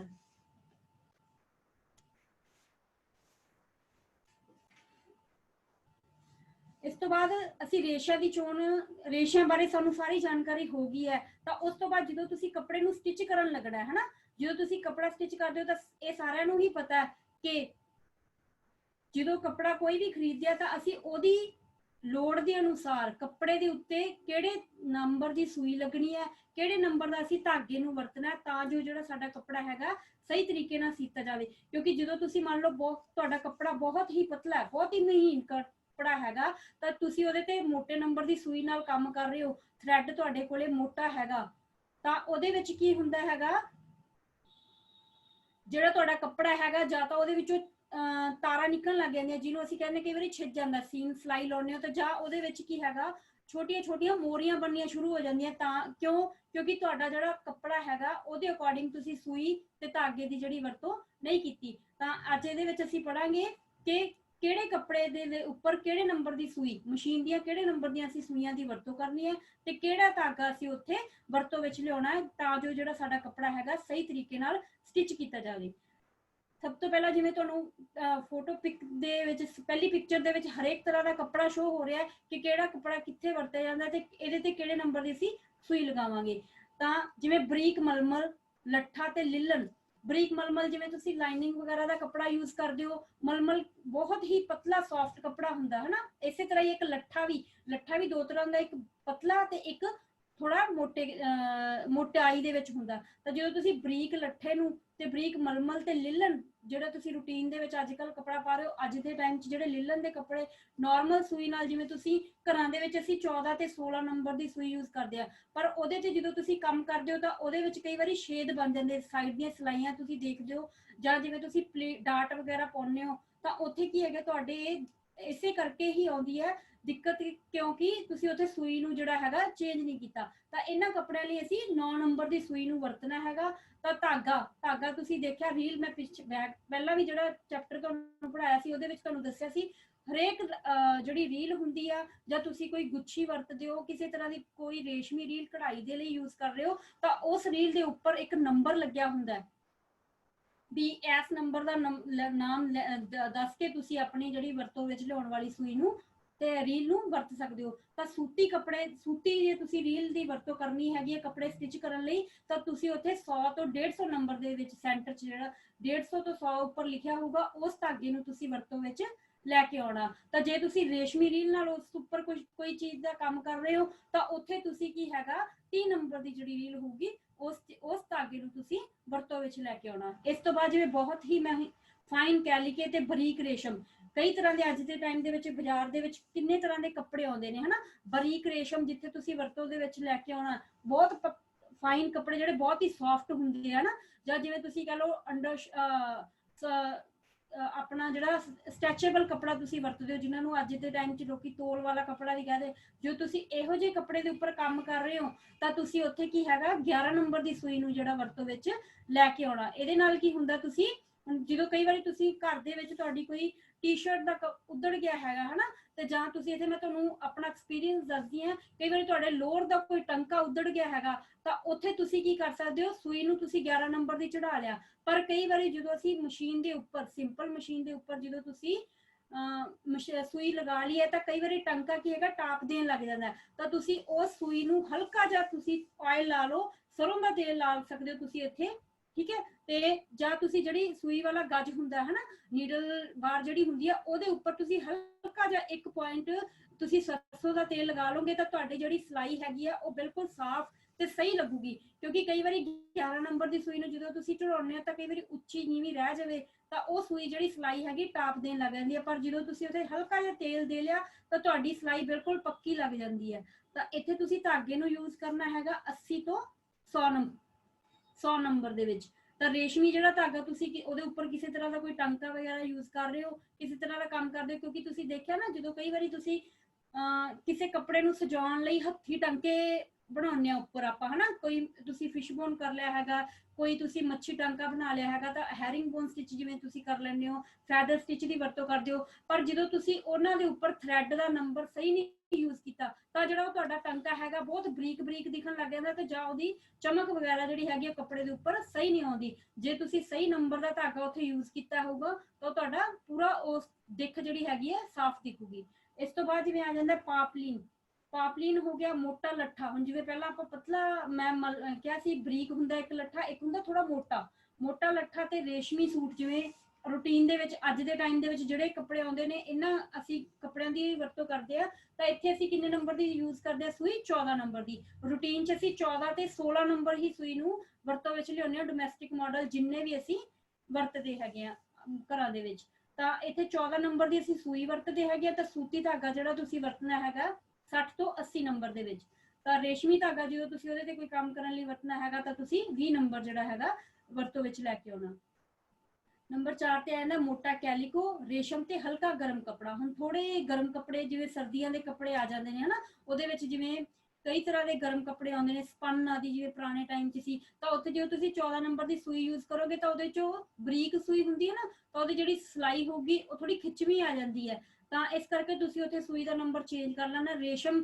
ਜਿਵੇਂ ਰੂਟੀਨ ਦੇ ਵਿੱਚ ਕੋਈ ਬ੍ਰੋਕਟ ਸਿਲਕ ਆਦਿ ਜਦੋਂ ਤੁਸੀਂ ਵਰਤਦੇ ਪਏ ਹੈਗੇ ਹੋ ਤਾਂ ਲਾਈਨਿੰਗ ਵਾਲਾ ਜਦੋਂ ਤੁਸੀਂ ਕੱਪੜਾ ਯੂਜ਼ ਕਰਦੇ ਪਏ ਹੋ ਲੋਨ ਵਾਲਾ ਸਟਿਚ ਕਰ ਰਹੇ ਹੋ ਤਾਂ ਉੱਥੇ ਤੁਸੀਂ 16 ਨੰਬਰ ਦੀ ਸੂਈ ਨੂੰ ਵਰਤੋਂ ਵਿੱਚ ਲੈ ਕੇ ਆਉਣਾ ਤਾਂ ਜਦੋਂ ਇੱਕ ਗੱਲ ਧਿਆਨ ਦੇ ਵਿੱਚ ਤੁਸੀਂ ਹੋਰ ਰੱਖਣੀ ਹੈ ਜਦੋਂ ਤੁਸੀਂ ਸੂਈਆਂ ਦੇ ਨੰਬਰ ਬਦਲ ਰਹੇ ਹੋ ਹਨਾ ਤਾਂ ਉੱਥੇ ਤੁਹਾਨੂੰ ਕੰਪਨੀ ਵੀ ਪਤਾ ਹੋਣਾ ਚਾਹੀਦਾ ਵੀ ਕਿਹੜੀ ਕੰਪਨੀ ਦੀ ਜਿਹੜੀ ਸੂਈ ਹੈਗੀ ਆ ਉਹ ਪਰਫੈਕਟ ਹੁੰਦੀ ਹੈ ਸਹੀ ਹੁੰਦੀ ਹੈ ਲੋਕਲ ਕੰਪਨੀ ਦੀਆਂ ਸੂਈਆਂ ਨੂੰ ਕਦੀ ਵੀ ਵਰਤੋਂ ਵਿੱਚ ਨਹੀਂ ਲੈ ਕੇ ਆਉਣਾ ਹੁੰਦਾ ਉਹਨਾਂ ਦਾ ਰੇਟ ਬਹੁਤਾ ਨਹੀਂ ਹੁੰਦਾ ਕਿਉਂਕਿ ਇੱਕ ਤਾਂ ਜਿਹੜੀ ਤੁਸੀਂ ਕੰਪਨੀ ਦੀ ਸੂਈ ਵਰਤੋਗੇ ਉਹਦੇ ਵਿੱਚ ਜਿਹੜੀ ਤੁਹਾਨੂੰ ਨਿੱਕੀ ਨਿੱਕੀ ਕਿਸੇ ਤਰ੍ਹਾਂ ਦੀ ਕੋਈ ਆਉਂਦਾ ਨਾ ਫਾਲਟ ਮੰਨ ਲਓ ਕਈ ਵਾਰੀ ਆਪਣਾ ਧਾਗਾ ਟੁੱਟਣ ਲੱਗ ਜਾਂਦਾ ਤਾਂ ਉਹ ਇਹਨਾਂ ਕਾਰਨ ਹੀ ਹੁੰਦਾ ਵੀ ਤੁਹਾਡਾ ਕੱਪੜਾ ਤੇ ਤੁਹਾਡਾ ਸੂਈ ਤੇ ਤੁਹਾਡਾ ਧਾਗਾ ਇਕੁਅਲ ਦੇ ਵਿੱਚ ਨਹੀਂ ਹੈਗਾ ਜਿੰਨਾ ਕੱਪੜਾ ਪਤਲਾ ਹੋਊਗਾ ਉਨਾ ਹੀ ਤੁਸੀਂ ਪਤਲੇ ਨੰਬਰ ਦੀ ਸੂਈ ਤੇ ਉਨਾ ਹੀ ਤੁਸੀਂ ਧਾਗੇ ਨੂੰ ਪਤਲਾ ਮਤਲਬ ਵਰਤੋਂ ਦੇ ਵਿੱਚ ਲੈ ਕੇ ਆਉਣਾ ਤਾਂ ਜੋ ਤੁਹਾਡਾ ਕੱਪੜੇ ਦੀ ਜਿਹੜੀ ਸਿਲਾਈ ਆ ਉਹਦੇ ਟਾਂਕੇ ਬਿਲਕੁਲ ਸਹੀ ਹੋਣ ਕਿਉਂਕਿ ਜੇ ਤੁਹਾਡਾ ਕੱਪੜਾ ਪਤਲਾ ਹੈ ਸੂਈ ਤੁਸੀਂ ਮੋਟੇ ਨੰਬਰ ਦੀ ਲਾਈ ਹੋਈ ਹੈ ਉਸ ਤੋਂ ਤੁਸੀਂ ਧਾਗਾ ਵੀ ਮੋਟਾ ਯੂਜ਼ ਕੀਤਾ ਤਾਂ ਉੱਥੇ ਤੁਹਾਡਾ ਕੀ ਆਊਗਾ ਕੱਪੜਾ ਜਿਹੜਾ ਹੈਗਾ ਸਹੀ ਤਰੀਕੇ ਨਾਲ ਜਿਹੜਾ ਉਹਦੀ ਸਿਲਾਈ ਨਹੀਂ ਹੋਊਗੀ ਇਸ ਤੋਂ ਬਾਅਦ ਜਿਵੇਂ ਹੈਗਾ ਜੀਨ ਮੋਟੇ ਅਤੇ ਉੱਨੀ ਕੱਪੜੇ ਜੀਨ ਵਗੈਰਾ ਜਦੋਂ ਤੁਸੀਂ ਸੀਨ ਲੱਗਦੇ ਹੋ ਜਾਂ ਮੋਟੇ ਥੋੜੇ ਜਿਵੇਂ ਪਸ਼ਮੀਨੇ ਵਗੈਰਾ ਦਾ ਕੱਪੜਾ ਆ ਜਾਂਦਾ ਸਰਦੀਆਂ ਦੇ ਵਿੱਚ ਜਿਹੜੇ ਕੱਪੜੇ ਅਸੀਂ ਯੂਜ਼ ਕਰਦੇ ਆ ਤਾਂ ਉੱਥੇ ਅਸੀਂ 18 ਨੰਬਰ ਦੀ ਸੂਈ ਨੂੰ ਵਰਤੋਂ ਵਿੱਚ ਲੈ ਕੇ ਆਉਂਦੇ ਆ ਤਾਂ ਉੱਥੇ ਸੂਈ ਜਿਹੜਾ ਸੂਤੀ ਧਾਗਾ ਹੈਗਾ ਜੋ ਤੁਸੀਂ ਦੇਖੋ ਜੀਨ ਦੀਆਂ ਜਿਹੜੀਆਂ ਸਿਲਾਈਆਂ ਹੁੰਦੀਆਂ ਹਨਾ ਉਹਦੇ ਉੱਪਰ ਜਿਹੜੀ ਰੀਲ ਵਰਤੀ ਗਈ ਹੁੰਦੀ ਉਹ ਨਾਰਮਲ ਰੀਲ ਨਹੀਂ ਹੁੰਦੀ ਉਹ ਜਿਹੜੀ ਰੀਲ ਹੁੰਦੀ ਥੋੜੀ ਮੋਟੀ ਹੁੰਦੀ ਹੈ ਤੇ ਥੋੜਾ ਉਹਨੂੰ ਜਿਹੜਾ ਵੱਟਿਆ ਹੁੰਦਾ ਥੋੜਾ ਗੁੰਦਵਾ ਵੱਟਿਆ ਹੁੰਦਾ ਜਿਹਦੇ ਨਾਲ ਕੀ ਉਹਦੀ ਸਿਲਾਈ ਸਹੀ ਆਉਂਦੀ ਹੈ ਤਾਂ ਇਸੇ ਤਰ੍ਹਾਂ ਜੇ ਤੁਸੀਂ ਉਹਦੇ ਉੱਪਰ ਕਿਸ ਤਰ੍ਹਾਂ ਦਾ ਕੋਈ ਕੰਮ ਕਰਨਾ ਤਾਂ ਰੇਸ਼ਮੀ 10 ਤੋਂ ਜਿਹੜਾ ਤੁਸੀਂ 12 ਨੰਬਰ ਦੀ ਸੂਈ ਨੂੰ ਵਰਤੋਂ ਵਿੱਚ ਲੈ ਕੇ ਆਓਗੇ ਪੈਂਟ ਕੋਟ ਬਣਾਉਣਾ ਹੈਗਾ ਜਾਂ ਪੈਂਟ ਵਗੈਰਾ ਦਾ ਤੁਸੀਂ ਕੱਪੜਾ ਯੂਜ਼ ਕਰਨਾ ਹੈ ਤਾਂ ਉੱਥੇ ਤੁਸੀਂ ਕੀ ਹੈਗਾ 19 ਨੰਬਰ ਦੀ ਸਿਲਾਈ ਸੂਈ ਨੂੰ ਯੂਜ਼ ਕਰਨਾ ਹੈਗਾ ਤੁਸੀਂ ਦੇਖਿਆ ਪੈਂਟ ਕੋਟ ਦਾ ਕੱਪੜਾ ਥੋੜਾ ਮੋਟਾ ਹੁੰਦਾ ਹੈ ਨਾ ਤਾਂ ਉੱਥੇ ਕੀ ਹੈਗਾ ਤੁਸੀਂ 19 ਨੰਬਰ ਦੀ ਸੂਈ ਨੂੰ ਯੂਜ਼ ਕਰੋਗੇ ਤਾਂ ਸੂਤੀ ਰੀਲ ਜਿਹੜੀ ਹੋਊਗੀ ਉੱਥੇ ਤੁਸੀਂ ਇਹ ਦੇਖੋ ਜੇ ਤੁਸੀਂ ਕਿਸੇ ਸ਼ਾਪ ਤੇ ਉੱਤੇ ਰੀਲ ਖਰੀਦਣ ਜਾਂਦੇ ਹੋ ਤਾਂ ਉੱਥੇ ਤੁਹਾਨੂੰ ਪੁੱਛਦੇ ਨੇ ਵੀ ਕੀ ਸੀਨਾ ਹੈਗਾ ਪੈਂਟ ਸੀਨੀ ਹੈ ਜਾਂ ਕਿਸ ਤਰ੍ਹਾਂ ਦਾ ਤਾਂ ਤੁਸੀਂ ਪੈਂਟ ਦੀ ਰੀਲ ਦੇ ਵਿੱਚ ਚਮਕ ਨਹੀਂ ਹੁੰਦੀ ਆਮ ਤੁਸੀਂ ਸੂਤੀ ਰੀਲਾਂ ਜਿਹੜੀਆਂ ਉਹ ਯੂਜ਼ ਕਰਦੇ ਹੋ ਉਹਦੇ ਚ ਹਲਕੀ ਜੀ ਚਮਕ ਹੁੰਦੀ ਹੈ ਤਾਂ ਜੋ ਪੈਂਟ ਵਾਲੀ ਰੀਲ ਨੂੰ ਤੁਸੀਂ ਸਟਿਚ ਕਰਨ ਲਈ ਵਰਤਦੇ ਹੋ ਤਾਂ ਉਹਦੇ ਵਿੱਚ ਕੀ ਹੈਗਾ ਉਹ ਕੱਪੜਾ ਉਹ ਕਾਟਨ ਦੀ ਸੂਤੀ ਰੀਲ ਹੁੰਦੀ ਹੈ ਉਹਦੇ ਵਿੱਚ ਚਮਕ ਵਗੈਰਾ ਨਹੀਂ ਹੁੰਦੀ ਤਾਂ ਕੈਨਵਸ ਤੇ ਮੋਟੇ ਕੱਪੜੇ ਹੁਣ ਕੈਨਵਸ ਦਾ ਕੱਪੜਾ ਕੀ ਹੁੰਦਾ ਜਦੋਂ ਤੁਸੀਂ ਕੋਈ ਬੈਗ ਆਦਿ ਘਰੇ ਸਟਿਚ ਕਰ ਰਹੇ ਹੋ ਹਨਾ ਆਪਾਂ ਘਰ ਦੇ ਵਿੱਚ ਵੀ ਇਹ ਚੀਜ਼ਾਂ ਬਣਾ ਸਕਦੇ ਆ ਬੈਗ ਸਟਿਚ ਕਰ ਰਹੇ ਹੋ ਕਿਸੇ ਤੁਸੀਂ ਬੂਰੀ ਆਦਿ ਤੇ ਟੰਕਾ ਲਾਉਣਾ ਕੈਨਵਸ ਵਗੈਰਾ ਜਿਹੜੀ ਤੁਸੀਂ ਸੀ ਰਹੇ ਹੋ ਜਾਂ ਇਸ ਤੋਂ ਵੀ ਮੋਟੇ ਕੱਪੜੇ ਜਿਵੇਂ ਸਪੰਜ ਵਗੈਰਾ ਪਾ ਕੇ ਤੁਸੀਂ ਕੋਈ ਚੀਜ਼ ਤਿਆਰ ਕਰ ਰਹੇ ਹੋ ਤਾਂ ਉੱਥੇ ਤੁਸੀਂ 21 ਨੰਬਰ ਦੀ ਸੂਈ ਦਾ ਜਿਹੜਾ ਵਰਤੋਂ ਕਰੋਗੇ ਤਾਂ ਤੁਹਾਡੀ ਜਿਹੜੀ ਸਿਲਾਈ ਹੈ ਉਹ ਸਹੀ ਆਊਗੀ ਕਈ ਵਾਰੀ ਸਾਡੇ ਬੈਗ ਦੀ ਤਣੀ ਵਗੈਰਾ ਪਰਸ ਦੀ ਤਨੀਆ ਦੀ ਉੱਧੜ ਜਾਂਦੀ ਹੈ ਤਾਂ ਉੱਥੇ ਜਦੋਂ ਤੁਸੀਂ ਟੰਕਾ ਲਾਉਣ ਲੱਗਦੇ ਹੋ ਨਾਰਮਲ ਸੂਈ ਨਾਲ ਤਾਂ ਉਹ ਤੁਹਾਡੇ ਕੱਪੜੇ ਨੂੰ ਕੀ ਹੈਗੀ ਉਥੋਂ ਪਾੜ ਦਿੰਦੀ ਹੈ ਉੱਥੇ ਬਰੀਕ ਬਰੀਕ ਮੋੜੀਆਂ ਕਰ ਦਿੰਦੀ ਹੈ ਤਾਂ ਜਦੋਂ ਇਸ ਕਰਕੇ ਤੁਸੀਂ ਉੱਥੇ 21 ਨੰਬਰ ਦੀ ਸੂਈ ਵਰਤੋਂ ਵਿੱਚ ਲੈ ਕੇ ਆਉਣੀ ਆ ਤਾਂ ਇਹਦੇ ਲਈ ਤੁਸੀਂ ਜਿਹੜੇ ਹੈਗਾ ਲਿਲਨ ਤੇ ਮੋਟਾ ਸੂਤੀ ਧਾਗਾ ਹੀ ਜਿਹੜਾ ਵਰਤੋਂ ਵਿੱਚ ਲਿਆਂਦਾ ਜਾਂਦਾ ਤੁਸੀਂ ਦੇਖੋ ਕੈਨਵਸ ਵਗੈਰਾ ਤੇ ਜਦੋਂ ਤੁਸੀਂ ਸਿਲਾਈ ਕਰਦੇ ਹੋ ਤਾਂ ਉਹਦੀ ਜਿਹੜਾ ਧਾਗਾ ਹੁੰਦਾ ਡੋਰੀ ਟਾਈਪ ਥੋੜਾ ਮੋਟਾਈ ਦੇ ਵਿੱਚ ਹੁੰਦਾ ਤੇ ਉੱਥੇ ਜਿਹੜਾ ਧਾਗਾ ਵੀ ਤੁਸੀਂ ਵਰਤਦੇ ਹੋ ਥੋੜਾ ਸਿਲਕੀ ਟਾਈਪ ਦੇ ਵਿੱਚ ਜਿਹੜਾ ਵਰਤਿਆ ਜਾਂਦਾ ਲਿਲਨ ਨੂੰ ਤਾਂ ਉਹਦਾ ਜਿਹੜਾ ਨੰਬਰ ਹੋਊਗਾ 40 ਤੋਂ 60 ਨੰਬਰ ਤੁਸੀਂ ਵਰਤੋਂ ਚ ਲਿਆਉਣਾ ਜਿਹੜਾ ਤੁਸੀਂ ਧਾਗਾ ਖਰੀਦਣਾ ਤਾਂ ਉਹਦੀਆਂ ਕੁਝ ਕੁ ਵਿਸ਼ੇਸ਼ਤਾਵਾਂ ਹੁੰਦੀਆਂ ਹਨ ਨਾ ਧਾਗਾ ਖਰੀਦਣ ਲਈ ਇਹ ਜ਼ਰੂਰੀ ਨਹੀਂ ਹੈਗਾ ਕਿ ਤੁਸੀਂ ਜਿਹੜਾ ਧਾਗਾ ਖਰੀਦ ਰਹੇ ਹੋ ਤੁਸੀਂ ਸੀਨ ਨਹੀਂ ਲੈਣਾ ਜਦੋਂ ਕਈ ਵਾਰੀ ਜਦੋਂ ਤੁਸੀਂ ਫੈਕਟਰੀਆਂ ਵਗੈਰਾ ਦੇ ਵਿੱਚ ਕੰਮ ਕਰ ਰਹੇ ਹੋ ਤਾਂ ਜਿੱਥੇ ਤੁਹਾਡਾ ਕੱਪੜਾ ਬਣਨਾ ਵੀ ਹੈ ਤਾਂ ਜਿੱਥੇ ਤੁਹਾਡਾ ਕੱਪੜਾ ਬਣਦਾ ਹੈਗਾ ਤਾਂ ਉਹ ਕਿਹੜੀਆਂ ਕੁਆਲਿਟੀਆਂ ਧਾਗੇ ਦੇ ਵਿੱਚ ਦੇਖਦੇ ਆ ਜਿਹਦੇ ਨਾਲ ਕਿ ਤੁਹਾਡਾ ਜਿਹੜਾ ਕੱਪੜਾ ਦੀ ਬੁਣਾਈ ਹੋਣੀ ਆ ਉਹ ਸਹੀ ਹੋਵੇ ਤਾਂ ਸਭ ਤੋਂ ਪਹਿਲਾਂ ਕੀ ਹੈਗਾ ਧਾਗੇ ਦੀ ਬਣਾਵਟ ਨੂੰ ਜਾਣਨ ਲਈ ਵਧੀਆ ਧਾਗੇ ਨਾਲ ਬੁਣਿਆ ਵਸਤਰ ਹੀ ਖਰੀਦਣਾ ਚਾਹੀਦਾ। ਜਦੋਂ ਤੁਹਾਨੂੰ, ਕਿਉਂਕਿ ਤੁਸੀਂ ਜਦੋਂ ਮਾਰਕੀਟ ਦੇ ਵਿੱਚੋਂ ਕੱਪੜਾ ਖਰੀਦਣ ਜਾਂਦੇ ਹੋ ਤਾਂ ਉੱਥੇ ਤੁਹਾਨੂੰ ਪਤਾ ਲੱਗ ਜਾਂਦਾ ਹੈ, ਤੁਹਾਨੂੰ ਉਹਨਾਂ ਦੇ ਤੰਦਾਂ ਤੋਂ ਹੀ ਪਤਾ ਲੱਗ ਜਾਂਦਾ ਵੀ ਕੱਪੜਾ ਕਿਸ ਤਰੀਕੇ ਦਾ ਹੈ ਨਾ। ਤੁਹਾਡੇ ਜਿਵੇਂ ਵੱਡੇ ਤੁਹਾਡੇ ਨਾਲ ਜਾਂਦੇ ਤਾਂ ਉਹ ਦੇਖ ਕੇ ਕੱਪੜੇ ਨੂੰ ਪਛਾਣ ਲੈਂਦੇ ਵੀ ਨਹੀਂ ਇਹਦੇ ਵਿੱਚ ਤਾਂ ਮਿਕਸ ਹੈ, ਇਹ ਪਿਓਰ ਕਾਟਨ ਨਹੀਂ ਹੈਗਾ। ਤਾਂ ਉਸੇ ਤਰ੍ਹਾਂ ਹੀ ਕਈ ਵਾਰੀ ਜਦੋਂ ਤੁਸੀਂ ਬ੍ਰੋਕਟ ਸਿਲਕ ਨੂੰ ਵੀ, ਬ੍ਰੋਕਟ ਸਿਲਕ ਦੀਆਂ ਵੀ ਕਿੰਨੇ ਤਰ੍ਹਾਂ ਦੀਆਂ ਨਕਲਾਂ ਆ ਜਾਂਦੀਆਂ, ਥੋੜਾ ਹਲਕਾ ਹੁੰਦਾ ਬ੍ਰੋਕਟ, ਤਾਂ ਉਹਦੀਆਂ ਜਿਹੜੀਆਂ ਤੰਦਾਂ ਜਿਹੜੀਆਂ 골ਡਨ ਵਗੈਰਾ ਉਹਦੇ ਵਿੱਚ ਖਣਿਜ ਜਿਹੜੇ ਧਾਗੇ ਲਗਾਏ ਹੁੰਦੇ ਆ, ਤਾਂ ਇੰਨੇ ਕੁ ਮਤਲਬ ਬਰੀਕ ਹੁੰਦੇ ਨੇ ਕਿ ਉਹ ਜਦੋਂ ਤੁਸੀਂ ਹੱਥ ਲਗਾਉਂਦੇ ਹੋ ਨਾ ਤੁਹਾਡੇ ਉਦੋਂ ਹੀ ਚੋਬ ਉਹਦੀ ਤੁਹਾਨੂੰ ਦਿਖਾਈ ਦਿੰਦੀ ਹੈ। ਤਾਂ ਇਸ ਤਰੀਕੇ ਦਾ ਜੇ ਅਸੀਂ ਕੱਪੜਾ ਪਾਉਂਦੇ ਆ ਤਾਂ ਉਹ ਸਾਨੂੰ ਪਾਉਣ ਦੇ ਵਿੱਚ ਸਾਡੇ ਫਿੱਟ ਨਹੀਂ ਆਉਂਦਾ, ਉਹ ਸਾਡੇ ਹਰ ਵਕਤ ਕੀ ਹੈ ਚੁਭਦਾ ਰਹਿੰਦਾ। ਤਾਂ ਜਦੋਂ ਵੀ ਤੁਸੀਂ ਕੱਪੜਾ ਲੈਣਾ ਹੈਗਾ ਤਾਂ ਉਹਦੇ ਧਾਗੇ ਦੀ ਬੁਣਤਰ ਨੂੰ ਦੇਖ ਕੇ ਹੀ ਖਰੀਦਣਾ ਚਾਹੀਦਾ, ਜਿਸ ਦੀ ਦਿੱਖ ਅਤੇ ਸੁੰਦਰਤਾ ਮਜ਼ਬੂਤ ਹੋਵੇ, ਵੀ ਉਹ ਬਣਨ ਦੇ ਵਿੱਚ ਵੀ ਸਫਾਈ ਨਾਲ ਬੁਣਿਆ ਵਾ ਹੋਵੇ ਅਤੇ ਜਿਹੜਾ ਧਾਗਾ ਉਹਦਾ ਮਜ਼ਬੂਤ ਹੋਵੇ। ਕਈ ਹੁਣ ਤੁਸੀਂ ਦੇਖਿਆ ਜਦੋਂ ਊਨੀ ਕੱਪੜਾ ਜਾਂ ਪਸ਼ਮੀਨਾ ਵਗੈਰਾ ਦੇ ਸ਼ਾਲ ਦੇਖਦੇ ਤਾਂ ਸਾਈਡ ਤੋਂ ਹੱਥ ਲਗਾ ਕੇ ਲੇਡੀਜ਼ ਦੇਖ ਲੈਂਦੀਆਂ ਵੀ ਇਹ ਤੰਦ ਸਹੀ ਹੈ, ਪਿਓਰ ਹੈ ਕਿ ਨਹੀਂ ਹੈ, ਹਨਾ। ਤਾਂ ਚੰਗੀ ਕੁਆਲਿਟੀ ਦਾ ਕੱਪੜਾ ਉਹਦੀ ਬਣਾਵਟ ਤੇ ਚਮਕ ਅਲੱਗ ਰੰਗ ਜਿਹੜਾ ਉਹ ਅਲੱਗ ਹੀ ਹੁੰਦਾ। ਹੁਣ ਤੁਸੀਂ ਮਾਰਕੀਟ ਦੇ ਵਿੱਚ ਜਾਂਦੇ ਹੋ, ਜਦੋਂ ਤੁਸੀਂ ਮਾਰਕੀਟ ਦੇ ਵਿੱਚ ਕੱਪੜਾ ਖਰੀਦ ਰਹੇ ਹੋ ਤਾਂ ਤੁਹਾਨੂੰ ਉਹਦੀ ਬਣਾਵਟ ਤੋਂ ਹੀ ਪਤਾ ਲੱਗ ਜਾਂਦਾ। ਕਈ ਵਾਰੀ ਉਹਦਾ ਡਿਜ਼ਾਈਨ ਹੀ ਇੰਨਾ ਕੁ ਵਧੀਆ ਹੁੰਦਾ ਹਨਾ, ਤਾਂ ਉਹਦੀ ਚਮਕ ਕੱਪੜੇ ਦੇ ਵਿੱਚ ਤੁਹਾਨੂੰ ਦੂਰੋਂ ਪਤਾ ਲੱਗ ਜਾਂਦਾ ਵੀ ਨਹੀਂ ਇਹ ਕੱਪੜੇ ਦੀ ਜਿਹੜੀ ਕੁਆਲਿਟੀ ਆ ਉਹ ਸਹੀ ਆ, ਉਹਦੇ ਰੰਗ ਵਗੈਰਾ ਬਿਲਕੁਲ ਸਹੀ ਹੈਗੇ ਆ। ਤਾਂ ਇਸ ਤਰੀਕੇ ਦੇ ਜਿਹੜੇ ਕੱਪੜੇ ਆ ਉਹ ਧਾਗੇ ਨੂੰ ਦੇਖ ਕੇ ਅਸੀਂ ਖਰੀਦਣੇ ਚਾਹੀਦੇ ਆ। ਵਧੀਆ ਕਿਸਮ ਦੇ ਰੇਸ਼ੇ ਜਿਹੜੇ ਹੁੰਦੇ ਆ ਉਹਨਾਂ ਦੀ ਏਠਨ, ਉਹਨੂੰ ਜਦੋਂ ਗੁੰਦਿਆ ਜਾਂਦਾ ਤਾਂ ਉਹ 12 ਇੰਚ ਦੀ ਹੁੰਦੀ ਹੈ, ਜਿਹੜੇ ਕਿ ਅਸੀਂ ਉਸ ਰੇਸ਼ਿਆਂ ਨੂੰ ਸਭ ਤੋਂ ਵਧੀਆ ਮੰਨਿਆ ਜਾਂਦਾ। ਤਾਂ ਇਸ ਤੋਂ ਬਾਅਦ ਆ ਜਾਂਦੇ ਨੇ ਧਾਗੇ ਦੇ ਪ੍ਰਕਾਰ। ਹੁਣ ਜਿਹੜਾ ਥ੍ਰੈਡ ਹੈਗਾ ਉਹ 3 ਤਰੀਕਿਆਂ ਦਾ ਹੁੰਦਾ, ਉਹਨਾਂ ਨੂੰ 3 ਹਿੱਸਿਆਂ ਵਿੱਚ ਡਿਵਾਈਡ ਕੀਤਾ ਹੈਗਾ। ਇੱਕ ਫਾਈਨ ਥ੍ਰੈਡ, ਮਤਲਬ ਸਭ ਤੋਂ ਵਧੀਆ ਜਿਹਨੂੰ ਅਸੀਂ ਕਹਿੰਦੇ ਫਾਈਨ ਥ੍ਰੈਡ ਹੈਗਾ, ਤਾਂ ਉਹਦਾ ਸਾਈਜ਼ ਹੈਗਾ 100 ਤੋਂ 150। ਇਹ ਉਹਨਾਂ ਦੇ ਲਈ ਜ਼ਿਆਦਾ ਜ਼ਰੂਰੀ ਹੈ ਜਿੱਥੇ ਤੁਸੀਂ ਕੱਪੜੇ ਬਣਾਉਣ ਦੇ ਲਈ ਧਾਗਾ ਖਰੀਦ ਰਹੇ ਹੋ, ਤਾਂ ਇਹ ਬਹੁਤ ਹੀ ਫਾਈਨ ਅਤੇ ਥਿਨ ਹੁੰਦਾ ਹਨਾ, ਪਤਲਾ ਹੁੰਦਾ। ਤਾਂ ਮੀਡੀਅਮ ਥ੍ਰੈਡ ਕੀ ਹੈਗਾ, ਵਿਚਕਾਰਲਾ ਆ ਮਾਧਿਅਮ ਜਿਹੜਾ ਹੈਗਾ, ਕਿਉਂਕਿ ਜਦੋਂ ਤੁਸੀਂ ਕੱਪੜੇ ਖਰੀਦਦੇ ਹੋ ਤਾਂ ਉੱਥੇ ਵੀ ਤੁਹਾਨੂੰ ਹੁੰਦਾ ਇੱਕ ਕਾਸਟਲੀ, ਇੱਕ ਥੋੜੇ ਮੱਧ ਵਰਗ ਦੇ ਆ ਜਾਂਦੇ ਨੇ ਹਨਾ, ਤੇ ਇੱਕ ਉਦੋਂ ਥੋੜੇ ਹਲਕੇ ਆ ਜਾਂਦੇ। ਤੇ ਉਹ ਇਹਨਾਂ ਚੀਜ਼ਾਂ ਤੇ ਡਿਪੈਂਡ ਕਰਦਾ ਵੀ ਉੱਥੇ ਜਿਹੜਾ ਕੱਪੜੇ ਦੇ ਲਈ ਰੇਸ਼ਾ ਵਰਤਿਆ ਗਿਆ ਹੈਗਾ ਉਹ ਸਹੀ ਹੈ ਕਿ ਨਹੀਂ ਹੈ। ਤਾਂ ਮੀਡੀਅਮ ਥ੍ਰੈਡ ਹੈ ਜਿਹੜਾ, ਉਹਦਾ ਸਾਈਜ਼ ਕੀ ਹੋਊਗਾ 60 ਤੋਂ 100, ਤੇ ਉਹ ਉਹਦਾ ਜਿਹੜਾ ਵਿਚਕਾਰਲਾ ਜਾਂ ਉਹ ਮਤਲਬ ਨਾ ਤਾਂ ਬਹੁਤਾ ਮੋਟਾਈ ਚ ਹੋਊਗਾ ਤੇ ਨਾ ਹੀ ਬਹੁਤਾ ਪਤਲਾ ਹੋਊਗਾ। ਥਿਕ ਥ੍ਰੈਡ ਹੈਗਾ ਉਹਦਾ ਜਿਹੜਾ ਹੈਗਾ ਉਹ 30 ਤੋਂ 40 ਦੇ ਵਿੱਚ ਰੱਖਿਆ ਹੁੰਦਾ। ਹੁਣ ਜਦੋਂ ਤੁਸੀਂ ਥ੍ਰੈਡ ਵਰਤ ਲਿਆ ਤਾਂ ਫੈਕਟਰੀਆਂ ਦੇ ਵਿੱਚ ਨਾ ਇੱਕ ਰੂਲ ਹੈ, ਮਤਲਬ ਜਦੋਂ ਤੁਹਾਡਾ ਕੱਪੜਾ ਬਣ ਕੇ ਤਿਆਰ ਆਉਂਦਾ ਹੈ ਤਾਂ ਉੱਥੇ ਕੀ ਹੁੰਦਾ ਹੈ,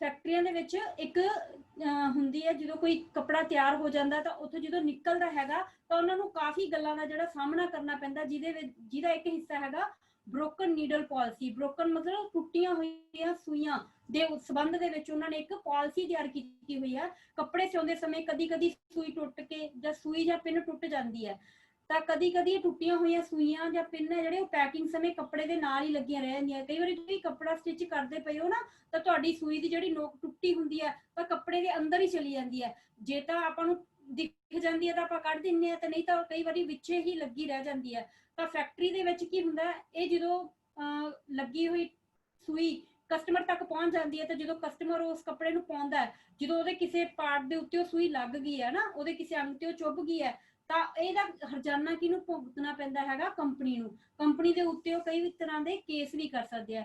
ਤਾਂ ਜਿਸ ਕਰਕੇ ਕੰਪਨੀ ਨੇ ਕੀ ਹੈਗਾ ਇੱਕ ਤਰੀਕਾ ਅਪਣਾਇਆ ਹੈਗਾ ਜਿਸ ਨਾਲ ਕਿ ਇਸ ਤਰ੍ਹਾਂ ਦੀ ਕੋਈ ਵੀ ਗਲਤੀ ਕਿਸੇ ਵੀ ਕਾਰੀਗਰ ਤੋਂ ਨਾ ਹੋਵੇ।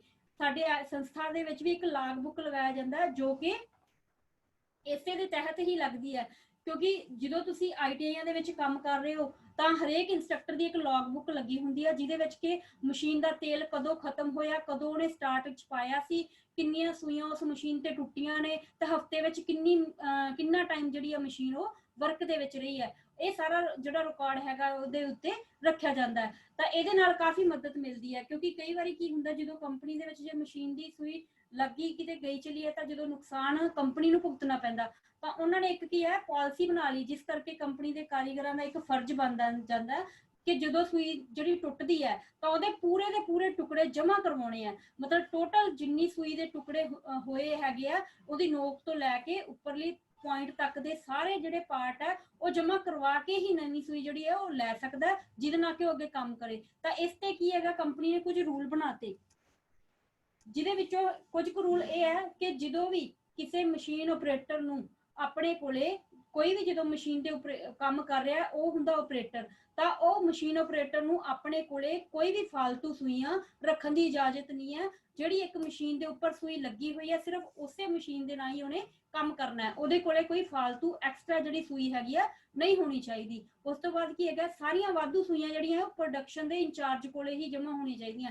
ਕਿਸੇ ਤਰ੍ਹਾਂ ਦੀਆਂ ਜਿਹੜੀਆਂ ਐਕਸਟਰਾ ਸੂਈਆਂ ਹੈਗੀਆਂ ਤਾਂ ਜਿਹੜਾ ਉਹ ਕੰਪਨੀ ਦੇ ਵਿੱਚ ਪ੍ਰੋਡਕਸ਼ਨ ਦਾ ਇੰਚਾਰਜ ਲਾਇਆ ਹੋਇਆ ਤਾਂ ਸਾਰੀਆਂ ਸੂਈਆਂ ਕੀ ਹੈਗੀਆਂ ਉਹਦੇ ਕੋਲੇ ਹੋਣੀਆਂ ਚਾਹੀਦੀਆਂ, ਤਾਂ ਉੱਥੋਂ ਹੀ ਉਹ ਬੰਦਾ ਹੈਗਾ ਜਿਹੜਾ ਆਪਰੇਟਰ ਕੰਮ ਕਰ ਰਿਹਾ ਉੱਥੋਂ ਉਹ ਆਪਣੀ ਸੂਈ ਨੂੰ ਇਸ਼ੂ ਕਰਾਊਗਾ। ਜਦੋਂ ਕੋਈ ਸੂਈ ਟੁੱਟਦੀ ਹੈ ਤਾਂ ਸਾਰੇ ਟੁਕੜਿਆਂ ਨੂੰ ਲੱਭਣਾ ਜ਼ਰੂਰੀ ਹੋ ਜਾਂਦਾ ਹੈ ਅਤੇ ਆਪਰੇਟਰ ਦੀ ਇਹ ਜ਼ਿੰਮੇਵਾਰੀ ਹੋ ਜਾਂਦੀ ਹੈ ਕਿ ਉਹ ਟੁੱਟੀ ਹੋਈ ਸੂਈ ਦੇ ਸਾਰੇ ਹਿੱਸੇ ਜਮ੍ਹਾਂ ਕਰਾ ਕੇ ਹੀ ਸੂਈ ਇਸ਼ੂ ਕਰਾਵੇ। ਮਤਲਬ ਉਹਨੇ ਪਿੱਛੇ ਆਪਾਂ ਪੜ੍ਹਿਆ ਹੀ ਹੈ ਵੀ ਜਦੋਂ ਕੋਈ ਸੂਈ ਟੁੱਟ ਜਾਂਦੀ ਹੈ ਤਾਂ ਆਪਰੇਟਰ ਨੇ ਕੀ ਕਰਨਾ ਹੈਗਾ, ਉਹਦੇ ਟੋਟਲ ਟੁਕੜਿਆਂ ਨੂੰ ਜਮ੍ਹਾਂ ਕਰਵਾ ਕੇ ਨਵੀਂ ਸੂਈ ਫਿਰ ਲੈਣੀ ਹੈਗੀ ਆ। ਸੂਈ ਨੂੰ ਬਦਲਣ ਦਾ ਜਿਹੜਾ ਕੰਮ ਹੈਗਾ ਉਹ ਆਪਰੇਟਰ ਨੇ ਖੁਦ ਨਹੀਂ ਕਰਨਾ। ਫੈਕਟਰੀਆਂ ਦੇ ਵਿੱਚ, ਇੰਡਸਟਰੀਆਂ ਦੇ ਵਿੱਚ ਇਹ ਸਾਰੀਆਂ ਪਾਲਿਸੀਆਂ ਜਿਹੜੀਆਂ ਲਾਗੂ ਹੁੰਦੀਆਂ। ਉੱਥੇ ਜਿਹੜਾ ਹੈਗਾ ਪ੍ਰੋਡਕਸ਼ਨ ਦਾ ਕੰਮ ਉਹ ਕੀ ਹੈਗਾ ਜਿਹੜਾ ਕਰ ਰਿਹਾ ਹੈਗਾ ਉਸੇ ਨੇ ਹੀ ਉਹ ਸੂਈ ਨੂੰ ਜਿਹੜਾ ਹੈਗਾ ਬਦਲਣਾ ਹੈ। ਕਾਰੀਗਰ ਜਿਹੜਾ ਹੈਗਾ ਖੁਦ ਸੂਈ ਨੂੰ ਨਹੀਂ ਬਦਲ ਸਕਦਾ। ਟੁੱਟੀਆਂ ਹੋਈਆਂ ਸੂਈਆਂ ਦਾ ਰਿਕਾਰਡ ਹੈ ਜਿਹੜਾ ਇੱਕ ਬ੍ਰੋਕਨ ਨੀਡਲ ਰਿਕਾਰਡ ਦੇ ਵਿੱਚ ਦਰਜ ਹੋਣਾ ਜ਼ਰੂਰੀ ਹੈ। ਉਹਨਾਂ ਦਾ ਇੱਕ ਰਜਿਸਟਰ ਹੈ, ਰਜਿਸਟਰ ਟਾਈਪ ਕੁਝ ਵੀ ਤੁਸੀਂ ਪਰਫਾਰਮਾ ਬਣਾ ਲਿਆ ਉਹਨੂੰ ਕੀ ਕਹਿੰਦੇ ਆ, ਬ੍ਰੋਕਨ ਨੀਡਲ ਰਿਕਾਰਡ, ਜਿਹਦੇ ਵਿੱਚ ਹਰ ਇੱਕ ਟੁੱਟੀ ਹੋਈ ਸੂਈ ਦਾ ਜਿਹੜਾ ਹੈਗਾ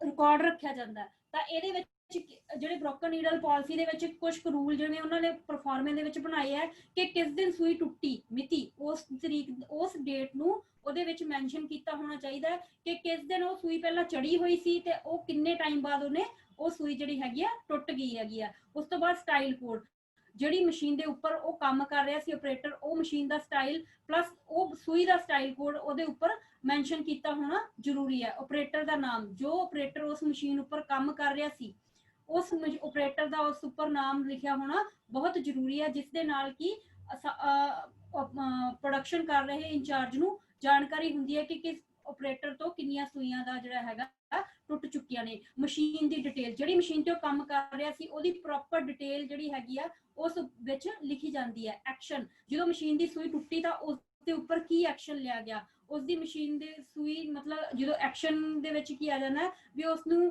ਕਿੰਨੇ ਟਾਈਮ ਬਾਅਦ ਸੂਈ ਨੂੰ ਇਸ਼ੂ ਕਰ ਦਿੱਤਾ ਹਨਾ, ਕਿੰਨੇ ਉਹਦੇ ਪੂਰੇ ਪਾਰਟਸ ਦੇਖੇ ਕਿ ਨਹੀਂ ਦੇਖੇ। ਤਾਂ ਲਾਸਟ ਦੇ ਵਿੱਚ ਆ ਜਾਂਦਾ ਹੈਗਾ ਸੂਈ ਨੂੰ ਇਸ਼ੂ ਕਰਨ ਵਾਲੇ ਅਧਿਕਾਰੀ ਦੇ ਹਸਤਾਖਰ, ਮਤਲਬ ਜਿਹੜੇ ਅਧਿਕਾਰੀ ਨੇ ਜਿਹੜੇ ਪ੍ਰੋਡਕਸ਼ਨ ਇੰਚਾਰਜ ਨੇ ਉਹਨੂੰ ਸੂਈ ਇਸ਼ੂ ਕੀਤੀ ਹੈ ਤਾਂ ਉਹਦੀ ਵੀ ਪੂਰੀ ਡਿਟੇਲ ਉਹਦੇ ਵਿੱਚ ਹੋਣੀ ਜ਼ਰੂਰੀ ਹੈ। ਹੁਣ ਜਦੋਂ ਤੁਸੀਂ ਇਹ ਚੀਜ਼ਾਂ ਜਿਹੜੀਆਂ ਸੀਗੀਆਂ, ਜਦੋਂ ਤੁਸੀਂ ਕਿਸੇ ਇੰਡਸਟਰੀ ਦੇ ਵਿੱਚ ਕੰਮ ਕਰ ਰਹੇ ਹੋ ਤਾਂ ਤੁਹਾਨੂੰ ਇਹਨਾਂ ਸਾਰੀਆਂ ਦੇ ਵਿੱਚੋਂ, ਕਿਉਂਕਿ ਤੁਹਾਡੀ ਪਲੇਸਮੈਂਟ ਕਾਫੀ ਸਿਖਿਆਰਥੀਆਂ ਦੀ ਇੰਡਸਟਰੀ ਦੇ ਵਿੱਚ ਹੁੰਦੀ ਹੈ, ਤਾਂ ਉੱਥੇ ਤੁਹਾਨੂੰ ਇਹਨਾਂ ਚੀਜ਼ਾਂ ਦੀ ਜਿਹੜੀ ਹੈਗੀ ਨੌਲੇਜ ਪਹਿਲਾਂ ਹੀ ਹੋਣੀ ਚਾਹੀਦੀ ਹੈ। ਹੁਣ ਜਦੋਂ ਤੁਸੀਂ ਕਿਸੇ ਕੱਪੜੇ ਨੂੰ ਕੱਟਣਾ ਤਾਂ ਉਹਦੇ ਲਈ ਵੀ ਕੁਝ ਕੁ ਨਿਯਮ ਹੈਗੇ ਆ, ਕਿਉਂਕਿ ਆਪਾਂ ਕੋਈ ਵੀ ਕੱਪੜਾ ਜਦੋਂ ਹੈਗਾ ਪ੍ਰੋਪਰਲੀ ਨਾ ਇਹ ਨਹੀਂ ਹੈਗਾ ਕਿ ਕੱਪੜਾ ਬਾਜ਼ਾਰ ਦੇ ਵਿੱਚੋਂ ਲੈ ਕੇ ਆਂਦਾ ਤੇ ਅਨੁਸਾਰ ਉਹਨੂੰ ਅਸੀਂ ਕੈਂਚੀ ਮਾਰਤੀ। ਤਾਂ ਇਹਦੇ ਲਈ ਕਿ ਹਰੇਕ ਸਿਖਿਆਰਥੀ ਨੂੰ ਕੁਝ ਕੁ ਗੱਲਾਂ ਜਿਹੜੀਆਂ ਜ਼ਰੂਰੀ ਗਿਆਨ ਵਿੱਚ ਹੋਣੀਆਂ ਚਾਹੀਦੀਆਂ, ਕਿਉਂਕਿ ਬਹੁਤੇ ਜਿਹੜੇ ਸਿਖਿਆਰਥੀ ਹੁੰਦੇ ਨੇ ਘਰਾਂ ਦੇ ਵਿੱਚ ਜਿਨ੍ਹਾਂ ਨੇ ਸਟਿਚਿੰਗ ਦਾ ਕੰਮ ਬਿਲਕੁਲ ਹੀ ਨਹੀਂ ਕੀਤਾ ਹੁੰਦਾ ਤਾਂ ਉਹਨਾਂ ਨੂੰ ਜਿਹੜੀਆਂ ਮਾਈਨਰ ਜਿਹੀਆਂ ਗੱਲਾਂ ਹੁੰਦੀਆਂ ਨਹੀਂ ਪਤਾ ਹੁੰਦਾ ਵੀ ਕੱਪੜੇ ਦਾ ਸਿੱਧਾ ਪਾਸਾ ਕੀ ਹੈ ਜਾਂ ਕੱਪੜੇ ਨੂੰ ਆਡੇ ਰੁੱਖ ਕੱਟਣਾ ਜਾਂ ਅਸੀਂ ਲੰਬਾਈ ਦੇ ਵਿੱਚ ਕੱਟਣਾ। ਹਮੇਸ਼ਾ ਹੀ ਕੱਪੜੇ ਨੂੰ ਲੰਬਾਈ ਰੁੱਖ ਕੱਟਿਆ ਜਾਂਦਾ, ਆਡੇ ਰੁੱਖ ਕੱਪੜਾ ਜਲਦੀ ਘਸਦਾ ਫਟਦਾ ਹੈਗਾ ਤਾਂ ਉਹਦੀ ਪ੍ਰੋਪਰ ਜਿਹੜੀ ਫਿਟਿੰਗ ਵੀ ਨਹੀਂ ਸੈੱਟ ਆਉਂਦੀ। ਤਾਂ ਉਹਦੇ ਲਈ ਤੁਹਾਨੂੰ ਜਿਹੜੀਆਂ ਗੱਲਾਂ ਤੁਹਾਡੇ ਮਾਈਂਡ ਦੇ ਵਿੱਚ ਹੋਣੀਆਂ ਚਾਹੀਦੀਆਂ, ਜਿਵੇਂ ਸਭ ਤੋਂ ਪਹਿਲਾਂ ਹੈਗਾ ਗ੍ਰੇਨਸ ਆਫ ਫੈਬਰਿਕ। ਤਾਂ ਕੱਪੜੇ ਦਾ ਤਾਣਾ ਅਤੇ ਬਾਣਾ, ਕੱਪੜੇ ਦੀ ਬੁਣਾਈ ਵਿੱਚ ਲੰਬਾਈ ਦੇ ਰੇਸ਼ਾ ਨੂੰ ਅਸੀਂ ਤਾਣਾ ਤੇ ਚੌੜਾਈ ਦੇ ਧਾਗਿਆਂ ਨੂੰ ਅਸੀਂ ਬਾਣਾ ਕਿਹਾ ਜਾਂਦਾ। ਫਸਟ ਪਿਕਚਰ ਦੇ ਵਿੱਚ ਤੁਸੀਂ ਦੇਖ ਰਹੇ ਹੋ ਇੱਕ ਸਾਈਡ ਤੁਹਾਡੀ ਲੈਂਥ ਲਿਖੀ ਹੋਈ ਹੈ, ਇੱਕ ਸਾਈਡ ਤੁਹਾਡੀ ਵਿਡਥ ਲਿਖੀ ਹੋਈ ਹੈ। ਤਾਂ ਜਿਹੜੇ ਰੇਸ਼ੇ ਤੁਹਾਡੇ ਲੰਬਾਈ ਦੇ ਵਿੱਚ ਵਗਾਏ ਹੁੰਦੇ ਨੇ, ਜਿਹੜੇ ਰੇਸ਼ੇ ਨਾਲ ਜਿਹੜਾ ਕੱਪੜਾ ਬਣਾਇਆ ਹੁੰਦਾ, ਧਾਗੇ ਉਹਦੇ ਲੰਬਾਈ ਦੇ ਰੁੱਖ ਹੈਗੇ ਨੇ, ਉਹ ਤੁਹਾਡੇ ਲਈ ਕੀ ਹੈਗਾ ਤਾਣਾ। ਤਾਂ ਹਮੇਸ਼ਾ ਤੁਸੀਂ ਲੈਂਥ ਵਾਈਜ਼ ਹੀ ਕੱਪੜੇ ਨੂੰ ਕੱਟਣਾ ਜਿੱਧਰ ਨੂੰ ਤੁਹਾਡਾ ਤਾਣਾ ਜਾ ਰਿਹਾ ਹੈ ਨਾ। ਤਾਂ ਜਿਹੜੀ ਤੁਹਾਡਾ ਬਾਣਾ ਕੀ ਹੋਊਗਾ ਵਿਡਥ ਵਾਈਜ਼, ਜਿਹੜੇ ਤੁਹਾਡੇ ਚੌੜਾਈ ਦੇ ਵਿੱਚ ਧਾਗੇ ਜਿਹੜੇ ਵਗਾਏ ਜਾਂਦੇ ਆ ਉਹਨਾਂ ਨੂੰ ਕੀ ਕਹਿੰਦੇ ਆ ਅਸੀਂ ਬਾਣਾ ਜਾਂ ਤਾਣਾ। ਪੇਟਾ ਪੰਜਾਬੀ ਦੇ ਵਿੱਚ ਪੁਰਾਣੇ ਜਿਹੜੇ ਲੋਕੀ ਸੀ ਉਹਨੂੰ ਪੇਟਾ ਕਹਿ ਦਿੰਦੇ ਸੀ, ਜਿਹੜੇ ਚੌੜਾਈ 'ਚ ਧਾਗੇ ਹੈਗੇ ਆ ਉਹ ਪੇਟਾ। ਤਾਂ ਹਮੇਸ਼ਾ ਜਿਹੜੀ ਚੌੜਾਈ ਕੱਪੜੇ ਦੀ ਲੈਣੀ ਆ ਉਹ ਤੁਸੀਂ ਵਿਡਥ ਵਾਈਜ਼ ਲੈਣੀ ਆ। ਉਸ ਤੋਂ ਬਾਅਦ ਆ ਜਾਂਦੀ ਹੈ ਗ੍ਰੇਨ ਲਾਈਨ। ਗ੍ਰੇਨ ਲਾਈਨ ਕੀ ਹੁੰਦੀ ਹੈ, ਜਦੋਂ ਇਹ ਤੁਹਾਨੂੰ ਸ਼ਾਰਟ ਦੇ ਵਿੱਚ ਜਦੋਂ ਕੁਐਸਚਨ ਵੀ ਆਉਂਦੇ ਆ ਨਾ ਮਲਟੀਪਲ ਚੁਆਇਸ ਦੇ ਵਿੱਚ, ਤਾਂ ਉੱਥੇ ਵੀ ਤੁਹਾਨੂੰ ਆ ਜਾਂਦਾ ਵੀ ਜਿਵੇਂ ਮੰਨ ਲਓ ਕੱਪੜੇ ਦੇ ਜਿਸ ਸਥਾਨ ਤੇ ਲੰਬਾਈ ਤੇ ਚੌੜਾਈ ਦੇ ਧਾਗਿਆਂ ਦਾ ਸਮਕੋਣ ਬਣਦਾ ਹੈ, 90 ਡਿਗਰੀ ਦਾ ਜਦੋਂ ਤੁਹਾਡਾ ਕੋਣ ਬਣ ਜਾਂਦਾ ਹੈ, ਤੁਸੀਂ ਦੇਖਦੇ ਹੋ ਪਏ ਹੋ ਪਹਿਲੀ ਪਿਕਚਰ ਦੇ ਵਿੱਚ ਹੀ ਤੁਹਾਨੂੰ ਸ਼ੋ ਹੋ ਰਿਹਾ ਸਟਾਰਟਿੰਗ ਤੋਂ ਐਂਡ ਦੇ ਵਿੱਚ ਜਦੋਂ ਤੁਹਾਡਾ ਇੱਕ ਥਾਨ ਹੈ, ਥਾਨ ਦਾ ਜਦੋਂ ਤੁਹਾਡਾ ਰੋਲ ਬਣਿਆ ਹੋਇਆ, ਤਾਂ ਜਿਹੜਾ ਕੱਪੜਾ ਤੁਹਾਡਾ 90 ਡਿਗਰੀ ਦਾ ਜਿੱਥੇ ਕੋਣ ਬਣਾ ਰਿਹਾ, ਤਾਂ ਉਹ ਤੁਹਾਡੀ ਕੀ ਹੈਗੀ ਆ, ਗ੍ਰੇਨ ਲਾਈਨ ਨੂੰ ਅਸੀਂ ਆਖਦੇ ਹਾਂ। ਤੁਹਾਨੂੰ ਇਹ ਸ਼ਾਰਟ ਦੇ ਵਿੱਚ ਕੁਐਸਚਨ ਆ ਜਾਂਦਾ ਵੀ ਲੰਬਾਈ ਤੇ ਚੌੜਾਈ ਦੇ ਧਾਗੇ ਜਿੱਥੇ ਸਮਕੋਣ ਬਣਾਉਂਦੇ ਨੇ, ਤਾਂ ਉਹ ਕਿਹੜੀ ਲਾਈਨ ਕਹਾਉਂਦੀ ਆ, ਉਹ ਕਿਹੜੀ ਲਾਈਨ ਕਹਾਉਂਦੀ ਆ, ਗ੍ਰੇਨ ਲਾਈਨ।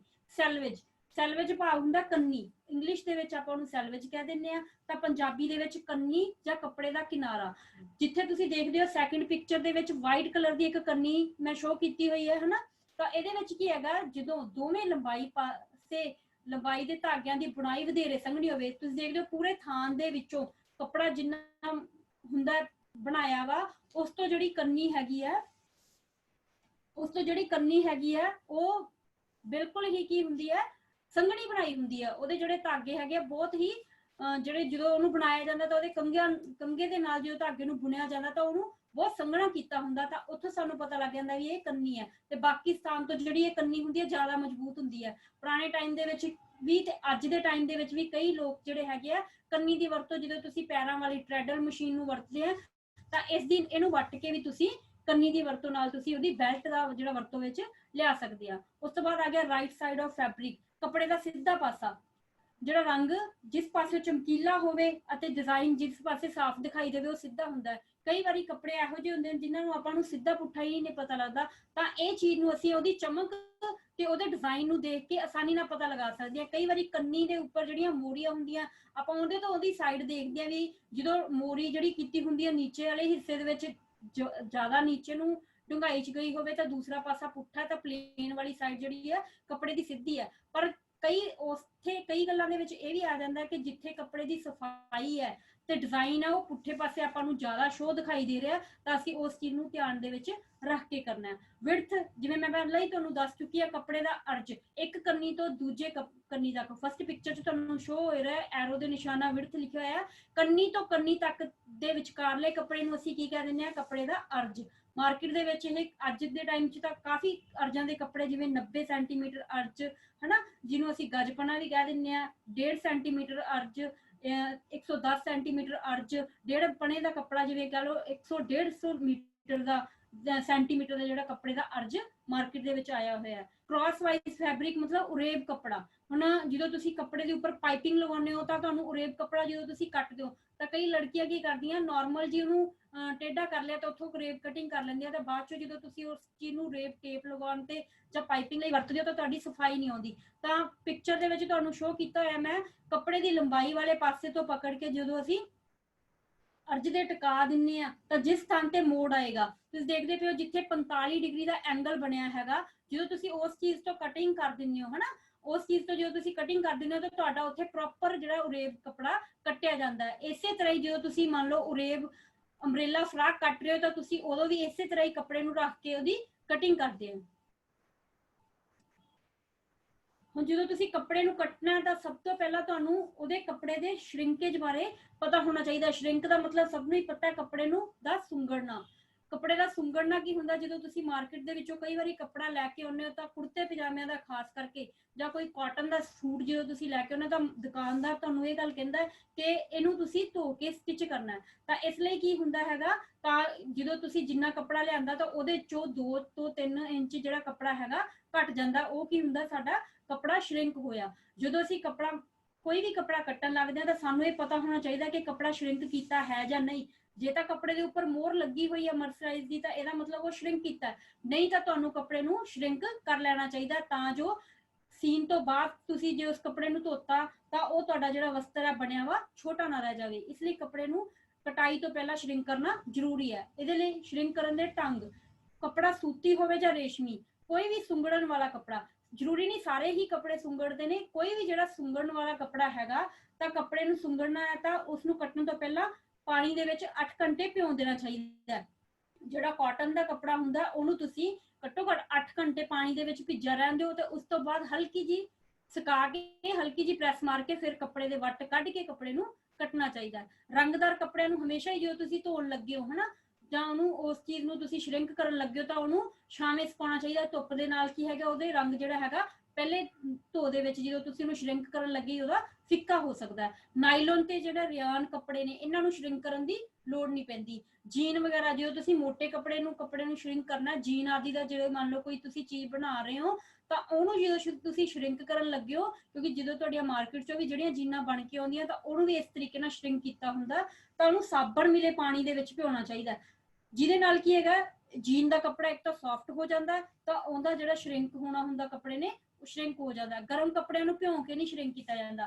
ਤੁਸੀਂ ਵੂਲਨ ਵਗੈਰਾ ਜਦੋਂ ਕੱਪੜੇ ਖਰੀਦਦੇ ਹੋ ਤਾਂ ਉਹਨਾਂ ਨੂੰ ਧੋਣ ਦੀ ਨਹੀਂ ਲੋੜ ਹੁੰਦੀ, ਸ਼ਰਿੰਕ ਕਰਨ ਲਈ ਧੋਣਾ ਨਹੀਂ ਚਾਹੀਦਾ। ਉਸ ਉੱਪਰ ਕੀ ਹੈ ਗਿੱਲਾ ਕੱਪੜਾ ਰੱਖ ਕੇ ਉਹਨੂੰ ਪ੍ਰੈਸ ਕਰ ਦੇਣਾ ਚਾਹੀਦਾ। ਪਰ ਜੋ ਤੁਸੀਂ ਪ੍ਰੈਸ ਕਰਨ ਲੱਗੇ ਹੋ ਤਾਂ ਪੂਰਾ ਅਰਜ ਉਹਦਾ ਖੋਲ ਕੇ ਉਹਦੇ ਉੱਪਰ ਕੱਪੜਾ ਵਿਛਾ ਕੇ ਉਹਨੂੰ ਪ੍ਰੈਸ ਕਰਨਾ, ਤਾਂ ਜੋ ਕੀ ਹੁੰਦਾ ਉਹ ਪੂਰੀ ਤਰ੍ਹਾਂ ਪ੍ਰੋਪਰ ਸਾਰਾ ਕੱਪੜਾ ਸ਼ਰਿੰਕ ਹੋ ਜਾਏ। ਇਹ ਨਾ ਹੋਵੇ ਤੁਸੀਂ ਉਹਨੂੰ ਤਹਿ ਮਾਰ ਕੇ ਉਹਦੇ ਉੱਪਰ ਕੱਪੜਾ ਰੱਖਿਆ, ਕਿਉਂਕਿ ਜੇ ਤੁਸੀਂ ਇਸ ਤਰੀਕੇ ਨਾਲ ਕਰੋਗੇ ਤਾਂ ਇੱਕ ਹਿੱਸਾ ਉਹਦਾ ਸ਼ਰਿੰਕ ਹੋ ਜਾਊਗਾ, ਜਿਹੜਾ ਦੂਸਰਾ ਪਾਰਟ ਆ ਉਹਦਾ ਸ਼ਰਿੰਕ ਨਹੀਂ ਹੋਣਾ, ਤੇ ਧੋਣ ਤੇ ਜਿਹੜਾ ਤੁਹਾਡਾ ਕੱਪੜਾ ਹੈਗਾ ਉਨੀ ਉਹ ਘਟ ਜਾਂਦਾ। ਪਰ ਜਦੋਂ ਤੁਸੀਂ ਕੱਪੜਾ ਸ਼ਰਿੰਕ ਕਰਨ ਲੱਗੇ ਹੋ ਤਾਂ ਤੁਸੀਂ ਉਹਦੇ ਲਈ ਕਿਹੜੀਆਂ ਸਾਵਧਾਨੀਆਂ ਵਰਤਣੀਆਂ। ਹੁਣ ਕੱਪੜਾ ਤੁਸੀਂ ਮਾਰਕੀਟ ਦੇ ਵਿੱਚੋਂ ਲੈ ਕੇ ਆਂਦਾ ਤੇ ਇਹ ਨਹੀਂ ਹੈਗਾ ਤੁਸੀਂ ਅਨੁਸਾਰ ਉਹਨੂੰ ਬਾਲਟੀ ਦੇ ਵਿੱਚ ਭਿਓ ਦਿੱਤਾ, ਨਹੀਂ, ਕੱਪੜੇ ਨੂੰ ਹਮੇਸ਼ਾ ਖੁੱਲੇ ਟੱਬ ਦੇ ਵਿੱਚ ਜਾਂ ਖੁੱਲਾ ਬਰਤਨ ਹੈਗਾ ਉਹਦੇ ਵਿੱਚ ਭਿਉਣਾ ਚਾਹੀਦਾ, ਤਾਂ ਜੋ ਪੂਰੀ ਤਰ੍ਹਾਂ ਡੁੱਬ ਸਕੇ। ਪਾਣੀ ਹਮੇਸ਼ਾ ਸਾਫ਼ ਵਰਤਣਾ ਚਾਹੀਦਾ ਹੈ। ਜਦੋਂ ਵੀ ਤੁਸੀਂ ਕੱਪੜੇ ਨੂੰ ਸ਼ਰਿੰਕ ਕਰਨ ਲੱਗੇ ਹੋ ਤਾਂ ਪੂਰਾ ਸਾਫ਼ ਪਾਣੀ ਹੋਣਾ ਚਾਹੀਦਾ। ਸ਼ੋਰੇ ਵਾਲੀ ਪਾਣੀ ਦੇ ਵਿੱਚ ਕੱਪੜੇ ਨੂੰ ਨਹੀਂ ਭਿਉਣਾ ਚਾਹੀਦਾ। ਆਪਾਂ ਪਿੱਛੇ ਪੜ੍ਹੇ ਜਾਂ ਰੇਸ਼ਿਆਂ ਦੇ ਉੱਪਰ ਉਹਨਾਂ ਦਾ ਅਸਰ ਹੁੰਦਾ ਹੈ। ਤਾਂ ਰੰਗਦਾਰ ਕੱਪੜਿਆਂ ਨੂੰ ਸ਼ਰਿੰਕ ਕਰਨ ਤੋਂ ਪਹਿਲਾਂ ਉਸ ਵਿੱਚ ਥੋੜਾ ਜਿਹਾ, ਜੋ ਤੁਸੀਂ ਰੰਗਦਾਰ ਕੱਪੜੇ ਲੈ ਕੇ ਆਉਂਦੇ ਹੋ, ਕਈ ਵਾਰੀ ਤਾਂ ਆਪਾਂ ਦੁਕਾਨ ਤੇ ਬੈਠੀ ਉਹਦੇ ਸਾਈਡ ਤੋਂ ਕੰਨੀ ਨੂੰ ਗਿੱਲਾ ਕਰਕੇ ਦੇਖ ਲੈਂਦੇ ਇਹਦਾ ਰੰਗ ਨਿਕਲਦਾ ਕਿ ਨਹੀਂ, ਤਾਂ ਉਸ ਚੀਜ਼ ਨੂੰ ਜਦੋਂ ਤੁਸੀਂ ਭਿਉਣ ਲੱਗੇ ਹੋ ਤਾਂ ਪਹਿਲਾਂ ਉਹਨੂੰ ਕੀ ਹੈਗਾ ਉਹਦਾ ਥੋੜਾ ਜਿਹਾ ਟੁਕੜਾ ਭਿਉਂ ਕੇ ਦੇਖ ਲੈਣਾ ਚਾਹੀਦਾ, ਰੰਗ ਦੀ ਉਹਨੂੰ ਜਾਂਚ ਕਰ ਲੈਣੀ ਚਾਹੀਦੀ ਹੈ। ਜੇ ਮੰਨ ਲਓ ਤੁਹਾਡਾ ਕਈ ਵਾਰੀ ਰੰਗ ਨਿਕਲਦਾ ਹੋਵੇ ਤਾਂ ਉਹਦੇ 'ਚ ਹਲਕਾ ਜਿਹਾ ਨਮਕ ਪਾ ਦੇਣਾ ਚਾਹੀਦਾ, ਜਿਹਦੇ ਨਾਲ ਕੀ ਹੈਗਾ ਉਹਦਾ ਰੰਗ ਜਿਹੜਾ ਪੱਕ ਜਾਂਦਾ। ਸ਼ਰਿੰਕ ਕਰਨ ਵੇਲੇ ਕੱਪੜੇ ਨੂੰ ਪੂਰੀ ਤਰ੍ਹਾਂ ਖੋਲ ਕੇ ਭਿਉਣਾ ਚਾਹੀਦਾ, ਤਾਂ ਜੋ ਇੱਕਸਾਰ ਸ਼ਰਿੰਕ ਹੋ ਸਕੇ। ਇਹ ਨਹੀਂ ਹੈਗਾ ਤੁਸੀਂ ਤੈਅ ਕੀਤਾ ਕਤਾਇਆ ਕੱਪੜਾ ਸ਼ਰਿੰਕ ਕਰ ਦੋ। ਕੱਪੜਾ ਸ਼ਰਿੰਕ ਕਰਨ ਵੇਲੇ ਪਾਣੀ ਦੀ ਖੁੱਲੀ ਵਰਤੋਂ ਕਰਨੀ ਚਾਹੀਦੀ ਹੈ, ਪੂਰਾ ਖੁੱਲਾ ਪਾਣੀ ਯੂਜ਼ ਕਰਨਾ ਹੈਗਾ। ਇਹ ਨਹੀਂ ਹੈਗਾ ਵੀ ਕੱਪੜਾ ਪਾਣੀ 'ਚ ਡੁੱਬ ਗਿਆ ਕਿ ਤੁਸੀਂ ਉਹਨਾਂ ਕੀ ਵਰਤ ਲਓ, ਪੂਰੀ ਟੱਬ ਨੂੰ ਤੁਸੀਂ ਭਰ ਕੇ ਉਹਦੇ ਵਿੱਚ ਕੱਪੜੇ ਨੂੰ ਜਿਹੜਾ ਹੈਗਾ ਸ਼ਰਿੰਕ ਕਰਨਾ। ਪਾਣੀ ਜਦੋਂ ਲੈਣਾ ਤਾਂ ਕੱਪੜੇ ਨੂੰ ਆਸਾਨੀ ਨਾਲ ਡੁੱਬ ਸਕੇ। ਉਸ ਤੋਂ ਬਾਅਦ ਹੈਗੇ ਅਮਾਉਂਟ ਆਫ ਸ਼ਰਿੰਕੇਜ ਪਰ ਮੀਟਰ, ਵੀ ਕੁਝ ਜਿਹੜੇ ਕੱਪੜੇ ਹੈਗੇ ਆ ਕਿੰਨੇ ਮੀਟਰ ਤੋਂ ਕਿੰਨੇ ਸੈਂਟੀਮੀਟਰ ਤੱਕ ਜਿਹੜੇ ਸ਼ਰਿੰਕ ਹੋ ਜਾਂਦੇ ਆ। ਪਾਪਲੀਨ ਜੀਨ ਟਸਰ ਹੈ ਜਿਹੜੀ ਉਹ ਤੁਹਾਡੀ 3 ਤੋਂ 5 ਸੈਂਟੀਮੀਟਰ ਤੱਕ ਜਿਹੜੀ ਹੈ ਸ਼ਰਿੰਕ ਕਰਨ ਤੇ ਸ਼ਰਿੰਕ ਹੋ ਜਾਂਦੀ ਹੈ। ਲਿਲਨ ਹੈ ਤੁਹਾਡੀ 5 ਤੋਂ 10 ਸੈਂਟੀਮੀਟਰ ਜਿਹੜਾ ਕੱਪੜਾ ਸ਼ਰਿੰਕ ਹੋ ਜਾਂਦਾ ਹੈ। ਇਸੇ ਤਰ੍ਹਾਂ ਜਿਹੜੀ ਬਨੌਟੀ ਸਿਲਕ ਹੈ, ਪਿਓਰ ਸਿਲਕ ਤੁਹਾਡੀ ਸ਼ਰਿੰਕ ਨਹੀਂ ਹੁੰਦੀ, ਜਿਹੜੀ ਬਨੌਟੀ ਸਿਲਕ ਹੈਗੀ ਆ ਉਹ 3 ਤੋਂ 10 ਸੈਂਟੀਮੀਟਰ ਤੱਕ ਜਿਹੜੀ ਤੁਹਾਡੀ ਹੈ ਸ਼ਰਿੰਕ ਹੋ ਜਾਂਦੀ ਆ। ਉਨੀ ਕੱਪੜੇ ਫਲਾ ਲੈਣ ਵੈਲ ਇਹ ਜਿਹੜੇ ਕੱਪੜੇ ਨੇ ਇਹ ਤੁਹਾਡੇ 2.5 ਤੋਂ 8 ਸੈਂਟੀਮੀਟਰ ਤੱਕ ਸ਼ਰਿੰਕ ਹੋ ਜਾਂਦੇ ਨੇ। ਗਰਮ ਕੱਪੜੇ ਤੁਹਾਡੇ 3 ਸੈਂਟੀਮੀਟਰ ਤੱਕ ਸ਼ਰਿੰਕ ਹੁੰਦੇ ਨੇ। ਵੱਖ-ਵੱਖ ਕੱਪੜਿਆਂ ਨੂੰ ਸ਼ਰਿੰਕ ਕਿਵੇਂ ਕਰਨਾ ਹੈ। ਲਿਲਨ ਹੈ, ਲਿਲਨ ਨੂੰ ਤੁਸੀਂ ਕੀ ਹੈ ਇੱਕ ਕੱਪੜਾ ਧੋਣ ਤੇ 1 ਮੀਟਰ ਦੇ ਹਿਸਾਬ ਨਾਲ ਜਿਹੜਾ 10 ਸੈਂਟੀਮੀਟਰ ਤੱਕ 1 ਮੀਟਰ ਦੇ ਮਗਰ ਕੀ ਹੈਗਾ ਤੁਹਾਡਾ 10 ਸੈਂਟੀਮੀਟਰ ਕੱਪੜਾ ਜਿਹੜਾ ਸ਼ਰਿੰਕ ਹੋ ਜਾਂਦਾ ਹੈ। ਤਾਂ ਇਸ ਕਰਕੇ ਇਹਨੂੰ ਕੀ ਹੈ ਤੁਸੀਂ ਘੱਟੋ ਘੱਟ 2 ਘੰਟੇ ਪਾਣੀ ਦੇ ਵਿੱਚ ਭਿਉਣਾ ਹੈਗਾ। ਪਤਲੇ ਤੇ ਲਾਈਨਿੰਗ ਵਾਲੇ ਕੱਪੜੇ ਹੁਣ ਜੇ ਤੁਸੀਂ ਲੋਨ ਲੈ ਕੇ ਆਉਂਦੇ ਹੋ ਤਾਂ ਹਮੇਸ਼ਾ ਉਹਨੂੰ ਤੁਸੀਂ ਧੋ ਕੇ ਲਾਉਂਦੇ ਹੋ, ਤਾਂ ਇਹਨੂੰ ਤੁਸੀਂ 12 ਘੰਟੇ ਪਾਣੀ ਵਿੱਚ ਭਿਓ ਕੇ ਰੱਖਣਾ। ਇਹ ਨਹੀਂ ਹੈਗਾ ਤੁਸੀਂ ਭਿਉਂਤਾ ਤੇ ਉਹਨੂੰ ਕੱਢ ਲਿਆ, ਉਸ ਤੋਂ ਬਾਅਦ ਜੇ ਤੁਸੀਂ ਸਟਿਚ ਕਰਦੇ ਹੋ ਤਾਂ ਪਾਉਣ ਤੋਂ ਬਾਅਦ ਜਦੋਂ ਤੁਸੀਂ ਉਸ ਚੀਜ਼ ਨੂੰ ਧੋਂਦੇ ਹੋ ਤਾਂ ਤੁਹਾਡਾ ਕੱਪੜਾ ਉੱਥੇ ਹੋਰ ਸ਼ਰਿੰਕ ਹੋ ਜਾਂਦਾ। ਤਾਂ ਰੰਗਦਾਰ ਕੱਪੜਿਆਂ ਨੂੰ ਭਿਉਣ ਤੋਂ ਪਹਿਲਾਂ ਉਹਦੇ ਰੰਗ ਦੀ ਪਰਖ ਕਰ ਲੈਣੀ ਚਾਹੀਦੀ ਹੈ। ਤੁਸੀਂ ਰੰਗਦਾਰ ਕੱਪੜੇ ਜੇ ਕਿਸੇ ਦਾ ਰੰਗ ਨਿਕਲਦਾ ਹੈਗਾ ਹਨਾ ਤਾਂ ਉਹਦੇ ਵਿੱਚ ਤੁਸੀਂ ਨਮਕ ਵੀ ਪਾ ਦਿੰਦੇ ਨੇ ਕਈ, ਤੇ ਇਹਦੇ ਵਿੱਚ ਤੁਸੀਂ ਸਿਰਕੇ ਦੀ ਵਰਤੋਂ ਵੀ ਕਰ ਸਕਦੇ ਹੋ। ਮੋਟੇ ਸੂਤੀ ਕੱਪੜੇ ਜਿਵੇਂ ਹੁੰਦੇ ਆ ਡਾਈਨਿੰਗ ਵਗੈਰਾ ਜਾਂ ਜੀਨ ਦਾ ਕੱਪੜਾ, ਉਹਨੂੰ ਸਾਬਣ ਮਿਲੇ ਪਾਣੀ ਦੇ ਵਿੱਚ ਤੁਸੀਂ 24 ਘੰਟੇ ਭਿਓ ਕੇ ਰੱਖਣਾ, ਜਿਹਦੇ ਨਾਲ ਉਹ ਨਰਮ ਹੋ ਜਾਣਾ। ਪਿਓਰ ਸਿਲਕ ਹੈ ਜਾਂ ਪਿਓਰ ਕਰੇਵ ਹੈ ਉਹ ਨਹੀਂ ਸ਼ਰਿੰਕ ਹੁੰਦਾ, ਪਰ ਜਿਹਦੇ ਵਿੱਚ ਥੋੜੇ ਮਿਕਸ ਹੈ, ਸਾਟਨ ਹੈ, ਮੋਟੀ ਜਾਰਜਟ ਹੈ, ਇਹ ਕੱਪੜੇ ਜਿਹੜੇ ਸ਼ਰਿੰਕ ਹੋ ਜਾਂਦੇ ਨੇ। ਇਹਨੂੰ ਤੁਸੀਂ ਨਾਰਮਲ ਪਾਣੀ ਦੇ ਵਿੱਚ ਹਲਕਾ ਜਿਹਾ ਰੀਠਾ ਪਾਊਡਰ ਪਾ ਕੇ ਉਸ ਚੀਜ਼ ਨੂੰ ਤੁਸੀਂ ਸ਼ਰਿੰਕ ਕਰ ਲੈਣਾ। ਉਸ ਤੋਂ ਬਾਅਦ ਆ ਗਈ ਤੁਸੀਂ ਜਦੋਂ ਕਟਿੰਗ ਕਰਨ ਲੱਗੇ ਹੋ ਤਾਂ ਉਹਦੇ ਵਿੱਚ ਤੁਸੀਂ ਕਿਹੜੀਆਂ ਗੱਲਾਂ ਨੂੰ ਧਿਆਨ ਦੇ ਵਿੱਚ ਲੈ ਕੇ ਆਉਣਾ। ਸਭ ਤੋਂ ਪਹਿਲਾਂ ਤੁਸੀਂ ਕਟਿੰਗ ਕਰਨ ਵੇਲੇ ਡਰਾਫਟ ਤੇ ਪੈਟਰਨ ਬਣਾਉਣਾ ਜ਼ਰੂਰੀ ਹੁੰਦਾ, ਜਿਹਦੇ ਨਾਲ ਕਿ ਤੁਹਾਡੀ ਕਿਸੇ ਤਰ੍ਹਾਂ ਦੀ ਕੋਈ ਗਲਤੀ ਹੈ, ਕੋਈ ਗਲਾਈ ਦੀ ਗਲਤੀ ਹੈ ਤਾਂ ਉਹ ਇਹ ਤੁਹਾਡੇ ਕਟਿੰਗ ਦੇ ਨਿਯਮ ਹੈ। ਤਾਂ ਹਮੇਸ਼ਾ ਇਹਨਾਂ ਚੀਜ਼ਾਂ ਨੂੰ ਤੁਸੀਂ ਮਾਈਂਡ ਦੇ ਵਿੱਚ ਲੈ ਕੇ ਚੱਲਣਾ। ਸਿੱਧੀ ਤੇ ਉਲਟੀ ਸਾਈਡ, ਕੱਪੜੇ ਦਾ ਸਿੱਧਾ ਪੁੱਠਾ ਤੁਹਾਨੂੰ ਧਿਆਨ ਵਿੱਚ ਹੋਣਾ ਚਾਹੀਦਾ, ਹਮੇਸ਼ਾ ਪੁੱਠੇ ਪਾਸੇ ਨਿਸ਼ਾਨ ਲਾਉਣੇ ਚਾਹੀਦੇ ਆ। ਡਿਜ਼ਾਈਨ ਦਾ ਧਿਆਨ, ਤੁਹਾਨੂੰ ਹਮੇਸ਼ਾ ਡਿਜ਼ਾਈਨ ਵੇਖ ਕੇ ਕੱਪੜੇ ਨੂੰ ਕੱਟਣਾ ਚਾਹੀਦਾ। ਕਈ ਵਾਰੀ ਇੱਕ ਕੱਪੜਾ ਹੁੰਦਾ ਜਿਹਦੀ ਇੱਕ ਰੁੱਖ ਜਿਹੜਾ ਕੱਪੜਾ ਜਾਂਦਾ ਤਾਂ ਉਹਨੂੰ ਦੇਖ ਕੇ, ਲੰਬੀ ਧਾਰੀ ਵਾਲੇ ਜਿਹੜੇ ਕੱਪੜੇ ਹੁੰਦੇ ਉਹਨੂੰ ਲੰਬਾਈ ਦੇ ਰੁੱਖ ਰੱਖ ਕੇ, ਹਨਾ, ਇਸ ਤਰੀਕੇ ਨਾਲ ਤੁਸੀਂ ਉਹਦੇ ਡਿਜ਼ਾਈਨ ਨੂੰ ਦਿਮਾਗ ਦੇ ਵਿੱਚ ਰੱਖ ਕੇ, ਜਾਂ ਇੱਕ ਫਲਾਵਰ ਹੈਗਾ ਵੱਡਾ ਤਾਂ ਉਹ ਕਿਸ ਤਰ੍ਹਾਂ ਤੁਸੀਂ ਸੈਂਟਰ ਦੇ ਵਿੱਚ ਲਿਆਉਣਾ, ਤਾਂ ਹਮੇਸ਼ਾ ਡਿਜ਼ਾਈਨ ਨੂੰ ਮਾਈਂਡ ਦੇ ਵਿੱਚ ਲੈ ਕੇ ਚੱਲਣਾ ਚਾਹੀਦਾ ਹੈ। ਲੰਬਾਈ ਰੁੱਖ ਕਟਾਈ, ਹਮੇਸ਼ਾ ਕੱਪੜੇ ਨੂੰ ਲੰਬਾਈ ਰੁੱਖ ਸਿੱਧੇ ਪਾਸੇ, ਸਿੱਧੀ ਲੰਬਾਈ ਦੇ ਵਿੱਚ ਕੱਟਣਾ ਚਾਹੀਦਾ, ਆਡਾ ਨਹੀਂ ਕੱਟਣਾ ਚਾਹੀਦਾ। ਪਾਉਣ ਵਾਲੇ ਦੀ ਰੁਚੀ ਅਨੁਸਾਰ, ਜਿਹੜਾ ਤੁਸੀਂ ਕੱਪੜੇ ਦੀ ਕਟਾਈ ਕਰ ਰਹੇ ਹੋ ਉਹਦੇ ਤੇ ਕੱਪੜੇ ਦੇ ਪਾਉਣ ਵਾਲੇ ਦੀ ਰੁਚੀ ਅਨੁਸਾਰ ਉਹਨੂੰ ਖੁੱਲਾ ਪੀੜਾ ਰੱਖਣਾ ਹੈ, ਉਸ ਵਿੱਚ ਕਿਸ ਤਰ੍ਹਾਂ ਦਾ ਡਿਜ਼ਾਈਨ ਸੈੱਟ ਕਰਨਾ ਉਹਨੂੰ ਪੁੱਛ ਕੇ ਉਹਦੀ ਰੁਚੀ ਦੇ ਅਨੁਸਾਰ ਬਣਾਉਣਾ ਚਾਹੀਦਾ ਹੈ। ਧਾਰੀਦਾਰ ਕੱਪੜੇ ਦਾ ਧਿਆਨ, ਹੁਣ ਜੋ ਤੁਸੀਂ ਕੋਈ ਲਾਈਨਿੰਗ ਕੱਪੜੇ, ਚੈੱਕਦਾਰ ਕੱਪੜੇ ਬਣਾ ਰਹੇ ਹੋ ਤਾਂ ਹਮੇਸ਼ਾ ਉਹਨਾਂ ਨੂੰ ਮਾਈਂਡ ਦੇ ਵਿੱਚ ਲੈ ਕੇ ਚੱਲਣਾ ਚਾਹੀਦਾ ਹੈ, ਕਿਉਂਕਿ ਤੁਹਾਨੂੰ ਇਹ ਅਸੀਂ ਪਹਿਲਾਂ ਵੀ ਪੜ੍ਹ ਚੁੱਕੇ ਹੈਗੇ ਆ ਕਿ ਧਾਰੀਦਾਰ ਕੱਪੜਿਆਂ ਨੂੰ ਦਿਮਾਗ ਦੇ ਵਿੱਚ ਰੱਖ ਕੇ ਲੈ ਕੇ ਜਾਣਾ। ਬਹੁਤੇ ਲੰਬੇ ਜਿਹੜੇ ਇਨਸਾਨ ਹੈਗੇ ਆ ਉਹ ਜ਼ਿਆਦਾ ਲੰਬੀਆਂ ਲਾਈਨਾਂ ਵਾਲੇ ਕੱਪੜੇ ਪਾਉਣਗੇ ਤਾਂ ਉਹ ਹੋਰ ਲੰਬਾ ਲੱਗਦਾ ਹੈ ਨਾ, ਤਾਂ ਜਿਹੜਾ ਬੰਦਾ ਛੋਟੇ ਕੱਦ ਦਾ ਹੈਗਾ ਜੋ ਲੰਬੀਆਂ ਲਾਈਨਾਂ ਵਾਲਾ ਕੱਪੜਾ ਪਾਊਗਾ ਤਾਂ ਉਹਦੇ ਜ਼ਿਆਦਾ ਜੱਚਦਾ ਹੈਗਾ। ਨਿਰੰਤਰਤਾ ਦਾ ਧਿਆਨ, ਕਈ ਵਾਰੀ ਇਸ ਤਰ੍ਹਾਂ ਦੇ ਕੱਪੜੇ ਹੁੰਦੇ ਨੇ ਜਿਹਦੇ ਵਿੱਚ ਕੀ ਹੁੰਦਾ, ਨਿਰੰਤਰਤਾ ਦਾ ਧਿਆਨ ਮਤਲਬ ਕੋਈ ਵੇਲ ਜਾ ਰਹੀ ਹੈ ਸੂਟ ਦੇ ਵਿੱਚ, ਪ੍ਰਿੰਟ ਹੈਗਾ ਇਸ ਤਰ੍ਹਾਂ ਦਾ, ਉਹਦੀ ਇੱਕ ਸਾਈਡ ਜਾ ਰਹੀ ਹੈ ਤਾਂ ਉਸ ਚੀਜ਼ ਨੂੰ ਤੁਸੀਂ ਮਾਈਂਡ ਦੇ ਵਿੱਚ ਦੇਖ ਕੇ ਚੱਲਣਾ ਵੀ ਫਰੰਟ ਬੈਕ ਤੁਹਾਡੀ ਇੱਕੋ ਜੀ ਬਣੇ, ਇਹ ਨਾ ਹੋਵੇ ਬੈਕ ਦੇ ਫਲਾਵਰ ਤੁਹਾਡੇ ਨੀਚੇ ਆ ਉਹਦੀਆਂ ਵੇਲ ਦੇ ਤੇ ਫਰੰਟ ਜਿਹੜੀ ਹੈਗੀ ਤੁਹਾਡੀ ਉੱਪਰ ਨੂੰ ਜਾ ਰਿਹਾ। ਗਰਮ ਕੱਪੜੇ ਦਾ ਬੁਰ ਦੇਖ ਕੇ ਕੱਪੜੇ ਨੂੰ ਕੱਟਣਾ ਚਾਹੀਦਾ, ਉਹਦਾ ਬੁਰ ਕਿੱਧਰਲੀ ਸਾਈਡ ਜਾ ਰਿਹਾ ਹੈਗਾ ਨਾ, ਤੁਸੀਂ ਸ਼ਨੀਲ ਵਗੈਰਾ ਦੇ ਉੱਪਰ ਹੱਥ ਲਾ ਕੇ ਦੇਖਦੇ ਹੋ ਤਾਂ ਤੁਹਾਡਾ ਉਹਦੇ ਜਿਹੜਾ ਫਰਦਾ ਹੈਗਾ ਨਿਸ਼ਾਨ, ਉਸ ਚੀਜ਼ ਨੂੰ ਮਾਈਂਡ ਦੇ ਵਿੱਚ ਲੈ ਕੇ ਚੱਲਣਾ ਚਾਹੀਦਾ। ਉਰੇਬ ਕੱਪੜਾ, ਉਰੇਬ ਕੱਪੜਾ ਤੁਹਾਨੂੰ ਪਿੱਛੇ ਦਿੱਤਾ ਹੀ ਹੈ ਵੀ 45 ਡਿਗਰੀ ਜਿੱਥੇ ਕੱਪੜੇ ਦੀ ਕੰਨੀ ਦਾ ਕੋਣ ਬਣ ਜਾਂਦਾ ਤਾਂ ਉੱਥੋਂ ਕੱਪੜੇ ਨੂੰ ਕੱਟਿਆ ਜਾਣਾ ਚਾਹੀਦਾ ਹੈ। ਦਾਗ ਜਾਂ ਟੁੱਕ ਆਦਿ ਦਾ ਗਿਆਨ, ਜੋ ਤੁਸੀਂ ਕੱਪੜੇ ਦੀ ਕਟਾਈ ਕਰਨ ਲੱਗੇ ਹੋ ਤਾਂ ਪੈਟਰਨ ਇਸ ਤਰੀਕੇ ਨਾਲ ਰੱਖੋ ਉਹਦਾ ਦਾਗ ਜਾਂ ਟੁੱਕ ਜਿਹੜੀ ਆਸਾਨੀ ਨਾਲ ਬਾਹਰ ਨਿਕਲ ਸਕੇ। ਤਾਂ ਇਹ ਹੋ ਗਏ ਤੁਹਾਡੇ ਕੱਪੜੇ ਨੂੰ ਕੱਟਣ ਵੇਲੇ। ਤੇ ਜਦੋਂ ਤੁਸੀਂ ਬੱਚਿਆਂ ਦੇ ਕੱਪੜੇ ਬਣਾਉਣੇ ਤਾਂ ਉਦੋਂ ਤੁਸੀਂ ਕਿਹੜੀਆਂ ਗੱਲਾਂ ਦਾ ਧਿਆਨ ਰੱਖਣਾ, ਬੱਚਿਆਂ ਦੇ ਕੱਪੜੇ ਹਮੇਸ਼ਾ ਆਰਾਮਦਾਇਕ ਹੋਣੇ ਚਾਹੀਦੇ, ਨਾਪ ਨਾਲੋਂ ਥੋੜੇ ਲੂਜ਼ ਰੱਖਣੇ ਚਾਹੀਦੇ ਆ ਤਾਂ ਜੋ ਖੇਡਣ ਵੇਲੇ ਉਹਨਾਂ ਦੀ ਕੀ ਹੈਗੇ ਆ ਲੱਤਾਂ ਬਾਹਾਂ ਆਸਾਨੀ ਨਾਲ ਹਿਲਾ ਸਕਣ। ਨਾਪ ਦੇ ਅਨੁਸਾਰ, ਬੱਚਿਆਂ ਦੇ ਕੱਪੜੇ ਬਹੁਤੇ ਵੱਡੇ ਵੀ ਨਹੀਂ ਬਣਾਉਣੇ ਚਾਹੀਦੇ ਜਿਹਦੇ ਨਾਲ ਕਿ ਤੁਹਾਨੂੰ ਕੋਈ ਇਹ ਲੱਗੇ ਕਿ ਬੱਚੇ ਦੇ ਪਾਇਆ, ਇਹ ਨਹੀਂ ਹੈਗਾ ਵੀ ਆਰਾਮਦਾਇਕ ਬਣਾਉਣਾ ਤੇ ਤੁਸੀਂ ਖੁੱਲਾ ਹੀ ਬਣਾਉਣਾ, ਨਾਪ ਦੇ ਅਨੁਸਾਰ ਬਣਾਉਣਾ ਚਾਹੀਦਾ ਤਾਂ ਜੋ ਉਹਨੂੰ ਇਹ ਪਾਇਆ ਇਹ ਨਾ ਲੱਗੇ ਕਿ ਕਿਸੇ ਵੱਡੇ ਭੈਣ ਭਰਾ ਦਾ ਕੱਪੜਾ ਪਾਇਆ। ਕੱਪੜਾ ਬੱਚਿਆਂ ਦਾ ਹਮੇਸ਼ਾ ਸ਼ਰਿੰਕ ਕਰਕੇ ਬਣਾਉਣਾ ਚਾਹੀਦਾ ਕਿਉਂਕਿ ਬੱਚੇ ਬਹੁਤ ਜਲਦੀ ਵੱਧਦੇ ਨੇ। ਸਿਲਾਈ ਹੱਕ ਉਹਨਾਂ 'ਚ ਜ਼ਰੂਰ ਹੋਣਾ ਚਾਹੀਦਾ ਕਿਉਂਕਿ ਬੱਚੇ ਨੇ ਹਰ ਦਿਨ ਵਧਣਾ ਹੁੰਦਾ, ਇਸ ਕਰਕੇ ਉਹਦੇ ਵਿੱਚ ਜਿਹੜਾ ਤੁਸੀਂ ਦਬਾਅ ਵਗੈਰਾ ਰੱਖਣਾ ਉਹ ਲੋੜ ਤੋਂ ਥੋੜਾ ਜਿਹਾ ਵੱਧ ਰੱਖ ਲੈਣਾ ਚਾਹੀਦਾ। ਕੱਪੜੇ ਦੀ ਚੋਣ, ਬੱਚੇ ਦੇ ਕੱਪੜੇ ਦੀ ਚੋਣ ਹਮੇਸ਼ਾ ਉਹਦੇ ਬੱਚੇ ਦੀ ਉਮਰ ਦੇ ਅਨੁਸਾਰ ਅਸੀਂ ਉਹਦੇ ਡਿਜ਼ਾਈਨ, ਨਰਸਰੀ ਪ੍ਰਿੰਟ ਵਾਲੇ ਬੱਚੇ, ਨਰਸਰੀ ਪ੍ਰਿੰਟ ਉਹਨਾਂ ਦੇ ਕੱਪੜੇ ਦੇ ਰੰਗ, ਲੜਕਿਆਂ ਤੇ ਕਿਹੜੇ ਜਚਨੇ, ਲੜਕੀਆਂ ਦੇ ਉੱਪਰ ਕਿਹੜਾ ਰੰਗ ਕਲਰ ਜਚਣਾ, ਉਸ ਨੂੰ ਮਾਈਂਡ ਦੇ ਵਿੱਚ ਰੱਖ ਕੇ ਚੱਲਣਾ ਚਾਹੀਦਾ। ਡਿਜ਼ਾਈਨ ਡਰਾਫਟ ਦੇ ਵਿੱਚ ਹੀ ਸੈੱਟ ਕਰ ਲੈਣਾ ਚਾਹੀਦਾ। ਜੋ ਤੁਸੀਂ ਕੱਪੜੇ ਦੀ ਕਟਾਈ ਕਰਨ ਲੱਗੇ ਹੋ ਤਾਂ ਉਹਦਾ ਜਿਹੜਾ ਡਿਜ਼ਾਈਨ ਹੈ ਉਹਨੂੰ ਡਰਾਫਟ ਦੇ ਵਿੱਚ ਪਹਿਲਾਂ ਹੀ ਸੈੱਟ ਕਰ ਲਓ। ਨਾਪ ਲੈਣ ਦੀ ਕਲਾ, ਹੁਣ ਜੋ ਤੁਸੀਂ ਕਿਸੇ ਬੰਦੇ ਦਾ ਨਾਪ ਲੈ ਰਹੇ ਹੋ ਤਾਂ ਉਹ ਤੁਹਾਨੂੰ ਆਉਣਾ ਚਾਹੀਦਾ। ਪੁਰਾਤਨ ਸਮੇਂ ਦੇ ਵਿੱਚ ਜਿਵੇਂ ਫੈਸ਼ਨ ਦਾ ਦੌਰ ਆਇਆ ਤਾਂ ਹਰ ਇੱਕ ਪੂਰੀ, ਪਹਿਲਾਂ ਜਿਹੜੇ ਲੋਕੀ ਸੀਗੇ ਖੁੱਲੇ ਕੱਪੜੇ ਪਾ ਲੈਂਦੇ ਸੀ, ਪਰ ਅੱਜ ਦੇ ਟਾਈਮ ਦੇ ਵਿੱਚ 1 ਸੈਂਟੀਮੀਟਰ ਦਾ ਵੀ ਖੁੱਲਾ ਹੋ ਜਾਵੇ ਤਾਂ ਉਹਦਾ ਵੀ ਅਸੀਂ ਸੀਨ ਲਾ ਕੇ ਪਾਈਏ, ਤਾਂ ਇਸ ਕਰਕੇ ਸਾਨੂੰ ਨਾਪ ਲੈਣਾ ਆਉਣਾ ਬਹੁਤ ਜ਼ਰੂਰੀ ਹੈ। ਨਾਪ ਲੈਣ ਦੀਆਂ 2 ਪ੍ਰਚਲਿਤ ਪ੍ਰਣਾਲੀਆਂ ਨੇ ਕਿਉਂਕਿ ਇਹ ਇੱਕ ਆਮ ਹੀ ਕਹਾਵਤ ਹੈ ਕਿ ਕੱਪੜਾ ਚਾਹੇ ਜਿੰਨਾ ਮਰਜ਼ੀ ਸਸਤਾ ਹੋਵੇ ਪਰ ਸਿਉਣ ਵਾਲਾ ਜਿਹੜਾ ਹੁੰਦਾ ਇਨਸਾਨ ਉਹਦੇ 'ਚ ਜਾਨ ਪਾ ਦਿੰਦਾ। ਕੱਪੜਾ ਚਾਹੇ ਤੁਸੀਂ 100 ਰੁਪਏ ਦਾ ਲਿਆ ਪਰ ਜੇ ਤੁਸੀਂ ਉਹਦੇ ਵਧੀਆ ਟੇਲਰ ਤੋਂ ਸਟਿਚ ਕਰਵਾਇਆ ਹੈਗਾ ਤਾਂ ਉਹ ਕੀ ਹੈਗਾ, ਉਸਦੇ ਪਾਇਆ ਸੋਹਣਾ ਲੱਗਦਾ ਪਿਆ ਤਾਂ ਉਹਦੀ ਕੀ ਹੈਗੀ ਆ, ਉਹਦੀ ਕੀਮਤ ਵੱਧ ਜਾਂਦੀ ਹੈ। ਇਸ ਕਰਕੇ ਜਿਹੜੀਆਂ ਨਾਪ ਦੀਆਂ 2 ਪ੍ਰਚਲਿਤ ਪ੍ਰਣਾਲੀਆਂ ਨੇ, ਪ੍ਰਤੱਖ ਪ੍ਰਣਾਲੀ ਤੇ ਅਪ੍ਰਤੱਖ ਪ੍ਰਣਾਲੀ। ਪ੍ਰਤੱਖ ਪ੍ਰਣਾਲੀ ਜਿਹੜਾ ਤੁਸੀਂ ਕਿਸੇ ਇਨਸਾਨ ਤੋਂ ਡਾਇਰੈਕਟ ਨਾਪ ਲੈ ਰਹੇ ਹੋ, ਕਿਸੇ ਕੱਪੜੇ ਤੋਂ ਡਾਇਰੈਕਟ ਲੈ ਰਹੇ ਹੋ ਜਾਂ ਕਿਸੇ ਇਨਸਾਨ ਨੂੰ ਸਾਹਮਣੇ ਖੜਾ ਕਰਕੇ ਉਸਦੇ ਸਰੀਰ ਤੋਂ ਨਾਪ ਲੈ ਰਹੇ ਹੋ, ਉਹ ਤੁਹਾਡੇ ਕੋਲੇ ਹੁੰਦੀ ਨੇ ਪ੍ਰਤੱਖ ਪ੍ਰਣਾਲੀ ਰਾਹੀਂ ਲਿਆ ਗਿਆ ਨਾਪ। ਤਾਂ ਅਨੁਮਾਨਿਤ ਨਾਪ ਜਿਹੜਾ ਕੀ ਹੁੰਦਾ, ਅਪ੍ਰਤੱਖ ਮਤਲਬ ਅਨੁਮਾਨਿਤ। ਜਿਵੇਂ ਤੁਸੀਂ ਦੇਖਿਆ ਹੀ ਅਸੀਂ ਡਰਾਫਟਿੰਗ ਦੇ ਤੁਸੀਂ ਕਾਫੀ ਲੈਕਚਰ ਲਾਏ ਆ ਤਾਂ ਉਹਦੇ ਵਿੱਚ ਜਿਵੇਂ ਤੁਹਾਨੂੰ ਛਾਤੀ ਦੇ ਆਧਾਰ ਤੇ ਬਾਕੀ ਤੁਸੀਂ ਜਿਹੜੇ ਸਾਰੇ ਨਾਪ ਲੈ ਲਓ ਤਾਂ ਉਹ ਤੁਹਾਡੇ ਕੋਲੇ ਅਨੁਮਾਨਿਤ ਨਾਪ ਹੋ ਜਾਂਦੇ ਨੇ, ਜਿਹਦੇ ਵਿੱਚ ਤੁਸੀਂ ਬਾਕੀ ਸਾਰੇ ਹਿੱਸੇ ਜਿਹੜੇ ਛਾਤੀ ਦੇ ਆਧਾਰ ਤੇ ਕੱਢ ਲੈਂਦੇ ਹੋ ਤਾਂ ਇਹ ਤੁਹਾਡੇ ਕੋਲੇ ਕੀ ਆ ਜਾਂਦੇ ਨੇ, ਅਨੁਮਾਨਿਤ ਨਾਪ।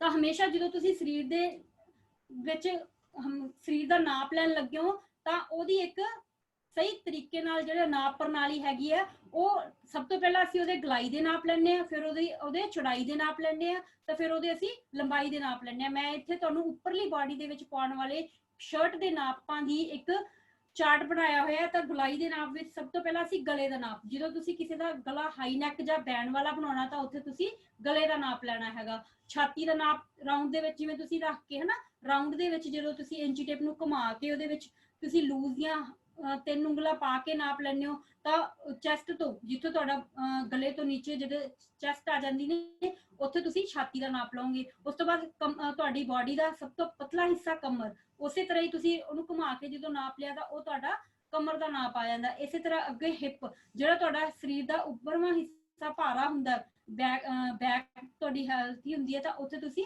ਹਿੱਪ ਦਾ ਨਾਪ ਵੀ ਉਸੇ ਤਰ੍ਹਾਂ ਹੀ ਘੁਮਾ ਕੇ ਲੈਂਦੇ ਹੋ ਤਾਂ ਉਹ ਤੁਹਾਡਾ ਕੀ ਹੋ ਜਾਂਦਾ, ਹਿੱਪ ਦਾ ਨਾਪ। ਬਾਜੂ ਦਾ ਨਾਪ, ਬਾਜੂ ਜਿਹੜਾ ਤੁਸੀਂ ਗਲਾਈ ਦੇ ਵਿੱਚ ਤੁਸੀਂ ਉਹਦੀ ਮੂਹਰੀ ਆ ਜਾਂਦੀ ਹੈ, ਆਰਮ ਹੋਲ ਆ ਜਾਂਦਾ ਤਾਂ ਮੂਹਰੀ ਜਿੰਨੀ ਤੁਸੀਂ ਰੱਖ ਰਹੇ ਹੋ ਬੰਦੇ ਦੀ ਤਾਂ ਉਸ ਤਰੀਕੇ ਨਾਲ ਉਹਨੂੰ ਗਲਾਈ ਦੇ ਵਿੱਚ ਜਦੋਂ ਘੁਮਾ ਕੇ ਲਿਆ ਜਾਂਦਾ ਤਾਂ ਉਹਨੂੰ ਗਲਾਈ ਦਾ ਨਾਪ ਕਹਿੰਦੇ ਨੇ। 4 ਆਰਮ ਨਾਪ, ਜੇ ਤੁਸੀਂ ਪੌਣੀ ਬਾਜੂ ਲੈ ਲਈ ਹੈ ਤਾਂ ਕਲਾਈ ਕੀ ਹੁੰਦੀ ਹੈ, ਸਭ ਤੋਂ ਮੂਹਰੇ। ਤਾਂ ਫਰੰਟ ਦੇ ਵਿੱਚ ਜਦੋਂ ਤੁਹਾਡੀ ਕਲਾਈ ਹੈ ਤਾਂ ਉੱਥੇ ਤੁਸੀਂ ਜਿਹੜਾ ਨਾਪ ਲਿਆ ਉਹਦੀ ਹੱਥ ਤੋਂ ਉੱਪਰਲਾ ਹਿੱਸਾ ਉਹ ਤੁਹਾਡੀ ਕਲਾਈ ਦਾ ਨਾਪ ਰਾਉਂਡ ਦੇ ਵਿੱਚ ਲੈਣਾ। ਤਾਂ ਆਰਮ ਹੋਲ ਜਦੋਂ ਤੁਸੀਂ ਪੌਣੀ ਬਾਜੂ ਰੱਖ ਰਹੇ ਹੋ ਤਾਂ ਉੱਥੇ ਤੁਸੀਂ ਗਲਾਈ ਦੇ ਵਿੱਚ ਆਰਮ ਹੋਲ ਦਾ ਨਾਪ ਲੈਣਾ। ਚੌੜਾਈ ਦੇ ਵਿੱਚ ਜਿਵੇਂ ਤੁਸੀਂ ਅਕ੍ਰੋਸ ਤੀਰਾ ਲੈਂਦੇ ਹੋ ਨਾ, ਅਕ੍ਰੋਸ ਬੈਕ ਤੀਰੇ ਨਾਪ ਤੁਹਾਡਾ ਚੌੜਾਈ ਤੋਂ ਇੱਕ ਜਗ੍ਹਾ ਤੋਂ ਦੂਜੀ ਜਗ੍ਹਾ ਤੱਕ। ਤਾਂ ਘੇਰੇ ਦਾ ਨਾਪ ਕੀ ਹੈਗਾ, ਘੇਰੇ ਦੀ ਚੌੜਾਈ ਜਿਹੜੀ ਤੁਸੀਂ ਕਮੀਜ਼ ਦੀ ਲੈਣੀ ਹੈਗੀ ਹੈ। ਉਸੇ ਤਰ੍ਹਾਂ ਆਡੀ ਛਾਤੀ ਦਾ ਨਾਪ ਮਤਲਬ ਅਕ੍ਰੋਸ ਚੈਸਟ, ਜਦੋਂ ਤੁਸੀਂ ਚੈਸਟ ਦਾ ਨਾਪ ਇੱਕ ਬਗਲ ਤੋਂ ਦੂਜੀ ਬਗਲ ਤੱਕ ਲੈਂਦੇ ਹੋ। ਲੰਬਾਈ ਦੇ ਨਾਪ ਦੇ ਵਿੱਚ ਟੋਟਲ ਲੰਬਾਈ ਆ ਜਾਂਦੀ ਸਾਡੀ ਪੂਰੀ ਸ਼ਰਟ ਦੀ, ਕਮਰ ਤੱਕ ਅਸੀਂ ਜਦੋਂ ਨਿਸ਼ਾਨ ਲਾਉਣੇ ਤਾਂ ਸਾਡੀ ਕਮਰ ਦਾ ਨਾਪ ਆ ਜਾਂਦਾ। ਇਸੇ ਤਰ੍ਹਾਂ ਅਸੀਂ ਆਸਤੀਨ ਮੋਢੇ ਤੋਂ ਲੈ ਕੇ ਜਿੰਨੀ ਬਾਜੂ ਰੱਖਣੀ ਹੈਗੀ ਹੈ, ਅੱਧੀ ਜਾਂ ਫੁੱਲ, ਤਾਂ ਉਸ ਚੀਜ਼ ਨੂੰ ਤੁਸੀਂ ਪੂਰੀ ਨਾਪ ਦੇ ਵਿੱਚ ਲੈ ਲੈਂਦੇ ਹੋ। ਤਾਂ ਅੰਦਰੂਨੀ ਬਾਜੂ ਦਾ ਨਾਪ ਲੈਣਾ ਜ਼ਰੂਰੀ ਹੈ, ਬਗਲ ਤੋਂ ਤੁਸੀਂ ਕਿਉਂਕਿ ਜਦੋਂ ਤੁਸੀਂ ਪੂਰੀ ਬਾਜੂ ਜਾਂ ਪੌਣੀ ਬਾਜੂ ਬਣਾਉਂਦੇ ਹੋ ਤਾਂ ਜਦੋਂ ਤੁਸੀਂ ਅੰਦਰਲੇ ਬਾਜੂ ਦਾ ਨਾਪ ਨਹੀਂ ਲਿਆ ਤਾਂ ਉੱਥੇ ਤੁਹਾਨੂੰ ਕੀ ਹੈਗਾ, ਉਹਦੀ ਖਿੱਚ ਪੈਂਦੀ ਹੈ। ਇਸ ਕਰਕੇ ਤੁਹਾਨੂੰ ਅੰਦਰੂਨੀ ਬਾਜੂ ਦੀ ਲੰਬਾਈ ਦਾ ਨਾਪ ਲੈਣਾ ਜ਼ਰੂਰੀ ਹੋ ਜਾਂਦਾ। मैम अब विदिन 1-2 मिनट्स ओवर करना जी। ਹਾਂਜੀ ਮੈਮ, ਹਾਂਜੀ ਓਕੇ जी बस जी। ਲਾਸਟ ਦੇ ਵਿੱਚ ਮੈਂ ਤੁਹਾਨੂੰ ਥੋੜਾ ਜਿਹਾ ਸੋਸ਼ਲ ਡਿਸਟੈਂਸ ਬਾਰੇ ਜਾਣਕਾਰੀ ਦੇਵਾਂਗੀ। ਜਿਵੇਂ ਕਿ ਤੁਹਾਨੂੰ ਸਾਰਿਆਂ ਨੂੰ ਹੀ ਪਤਾ ਹੈ ਕਿ ਸੋਸ਼ਲ ਡਿਸਟੈਂਸ ਬਣਾਉਣਾ ਜੋ ਬਹੁਤ ਜ਼ਰੂਰੀ ਹੈ ਕਰੋਨਾ ਦੇ ਉਹਦੇ ਵਿੱਚ ਮਹਾਮਾਰੀ ਦੇ ਵਿੱਚ। ਜਿੱਥੇ ਤੁਸੀਂ ਗਰੁੱਪ ਦੇ ਵਿੱਚ ਨਹੀਂ ਇਕੱਠੇ ਹੋਣਾ, ਜਦੋਂ ਤੁਸੀਂ ਕਿਤੇ ਜਾ ਰਹੇ ਹੋ ਤਾਂ ਮਾਸਕ ਪਾ ਕੇ ਜਾਣਾ ਹੈਗਾ। ਲੋੜ ਤੋਂ ਜੇ ਤੁਹਾਨੂੰ ਲੋੜ ਨਹੀਂ ਹੈ ਤਾਂ ਤੁਸੀਂ ਬਾਹਰ ਨਹੀਂ ਨਿਕਲਣਾ, ਠੀਕ ਹੈ। ਇਸ ਤਰ੍ਹਾਂ ਦੀਆਂ ਤੁਸੀਂ ਸਾਵਧਾਨੀਆਂ ਵਰਤੋਗੇ ਤਾਂ ਤੁਸੀਂ ਕਰੋਨਾ ਤੋਂ ਆਪਣੇ ਆਪ ਨੂੰ ਬਚਾ ਸਕੋਗੇ। ਜੇ ਕਿਸੇ ਦਾ ਕੋਈ ਕੁਐਸਚਨ ਹੈ ਤਾਂ ਪਲੀਜ਼ ਹੈਂਡ ਰੇਜ਼ ਕਰਕੇ ਪੁੱਛ ਸਕਦਾ ਹੈ।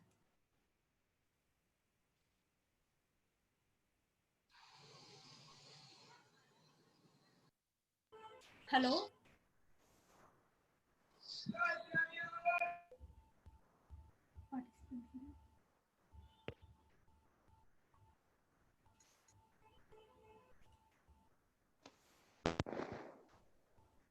ਹੈਲੋ ਰਾਈ, ਆਪਣੇ ਆਪ ਨੂੰ ਕਰਕੇ ਕੋਈ ਕੁਐਸਚਨ ਪੁੱਛਣਾ ਚਾਹੁੰਦਾ ਤਾਂ ਪੁੱਛ ਸਕਦੇ ਹੋ।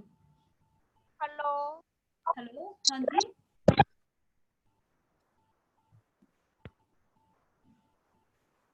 जी मैम एक लास्ट स्लाइड शो कर दो जी अपनी कांटेक्ट वाली, लास्ट स्लाइड।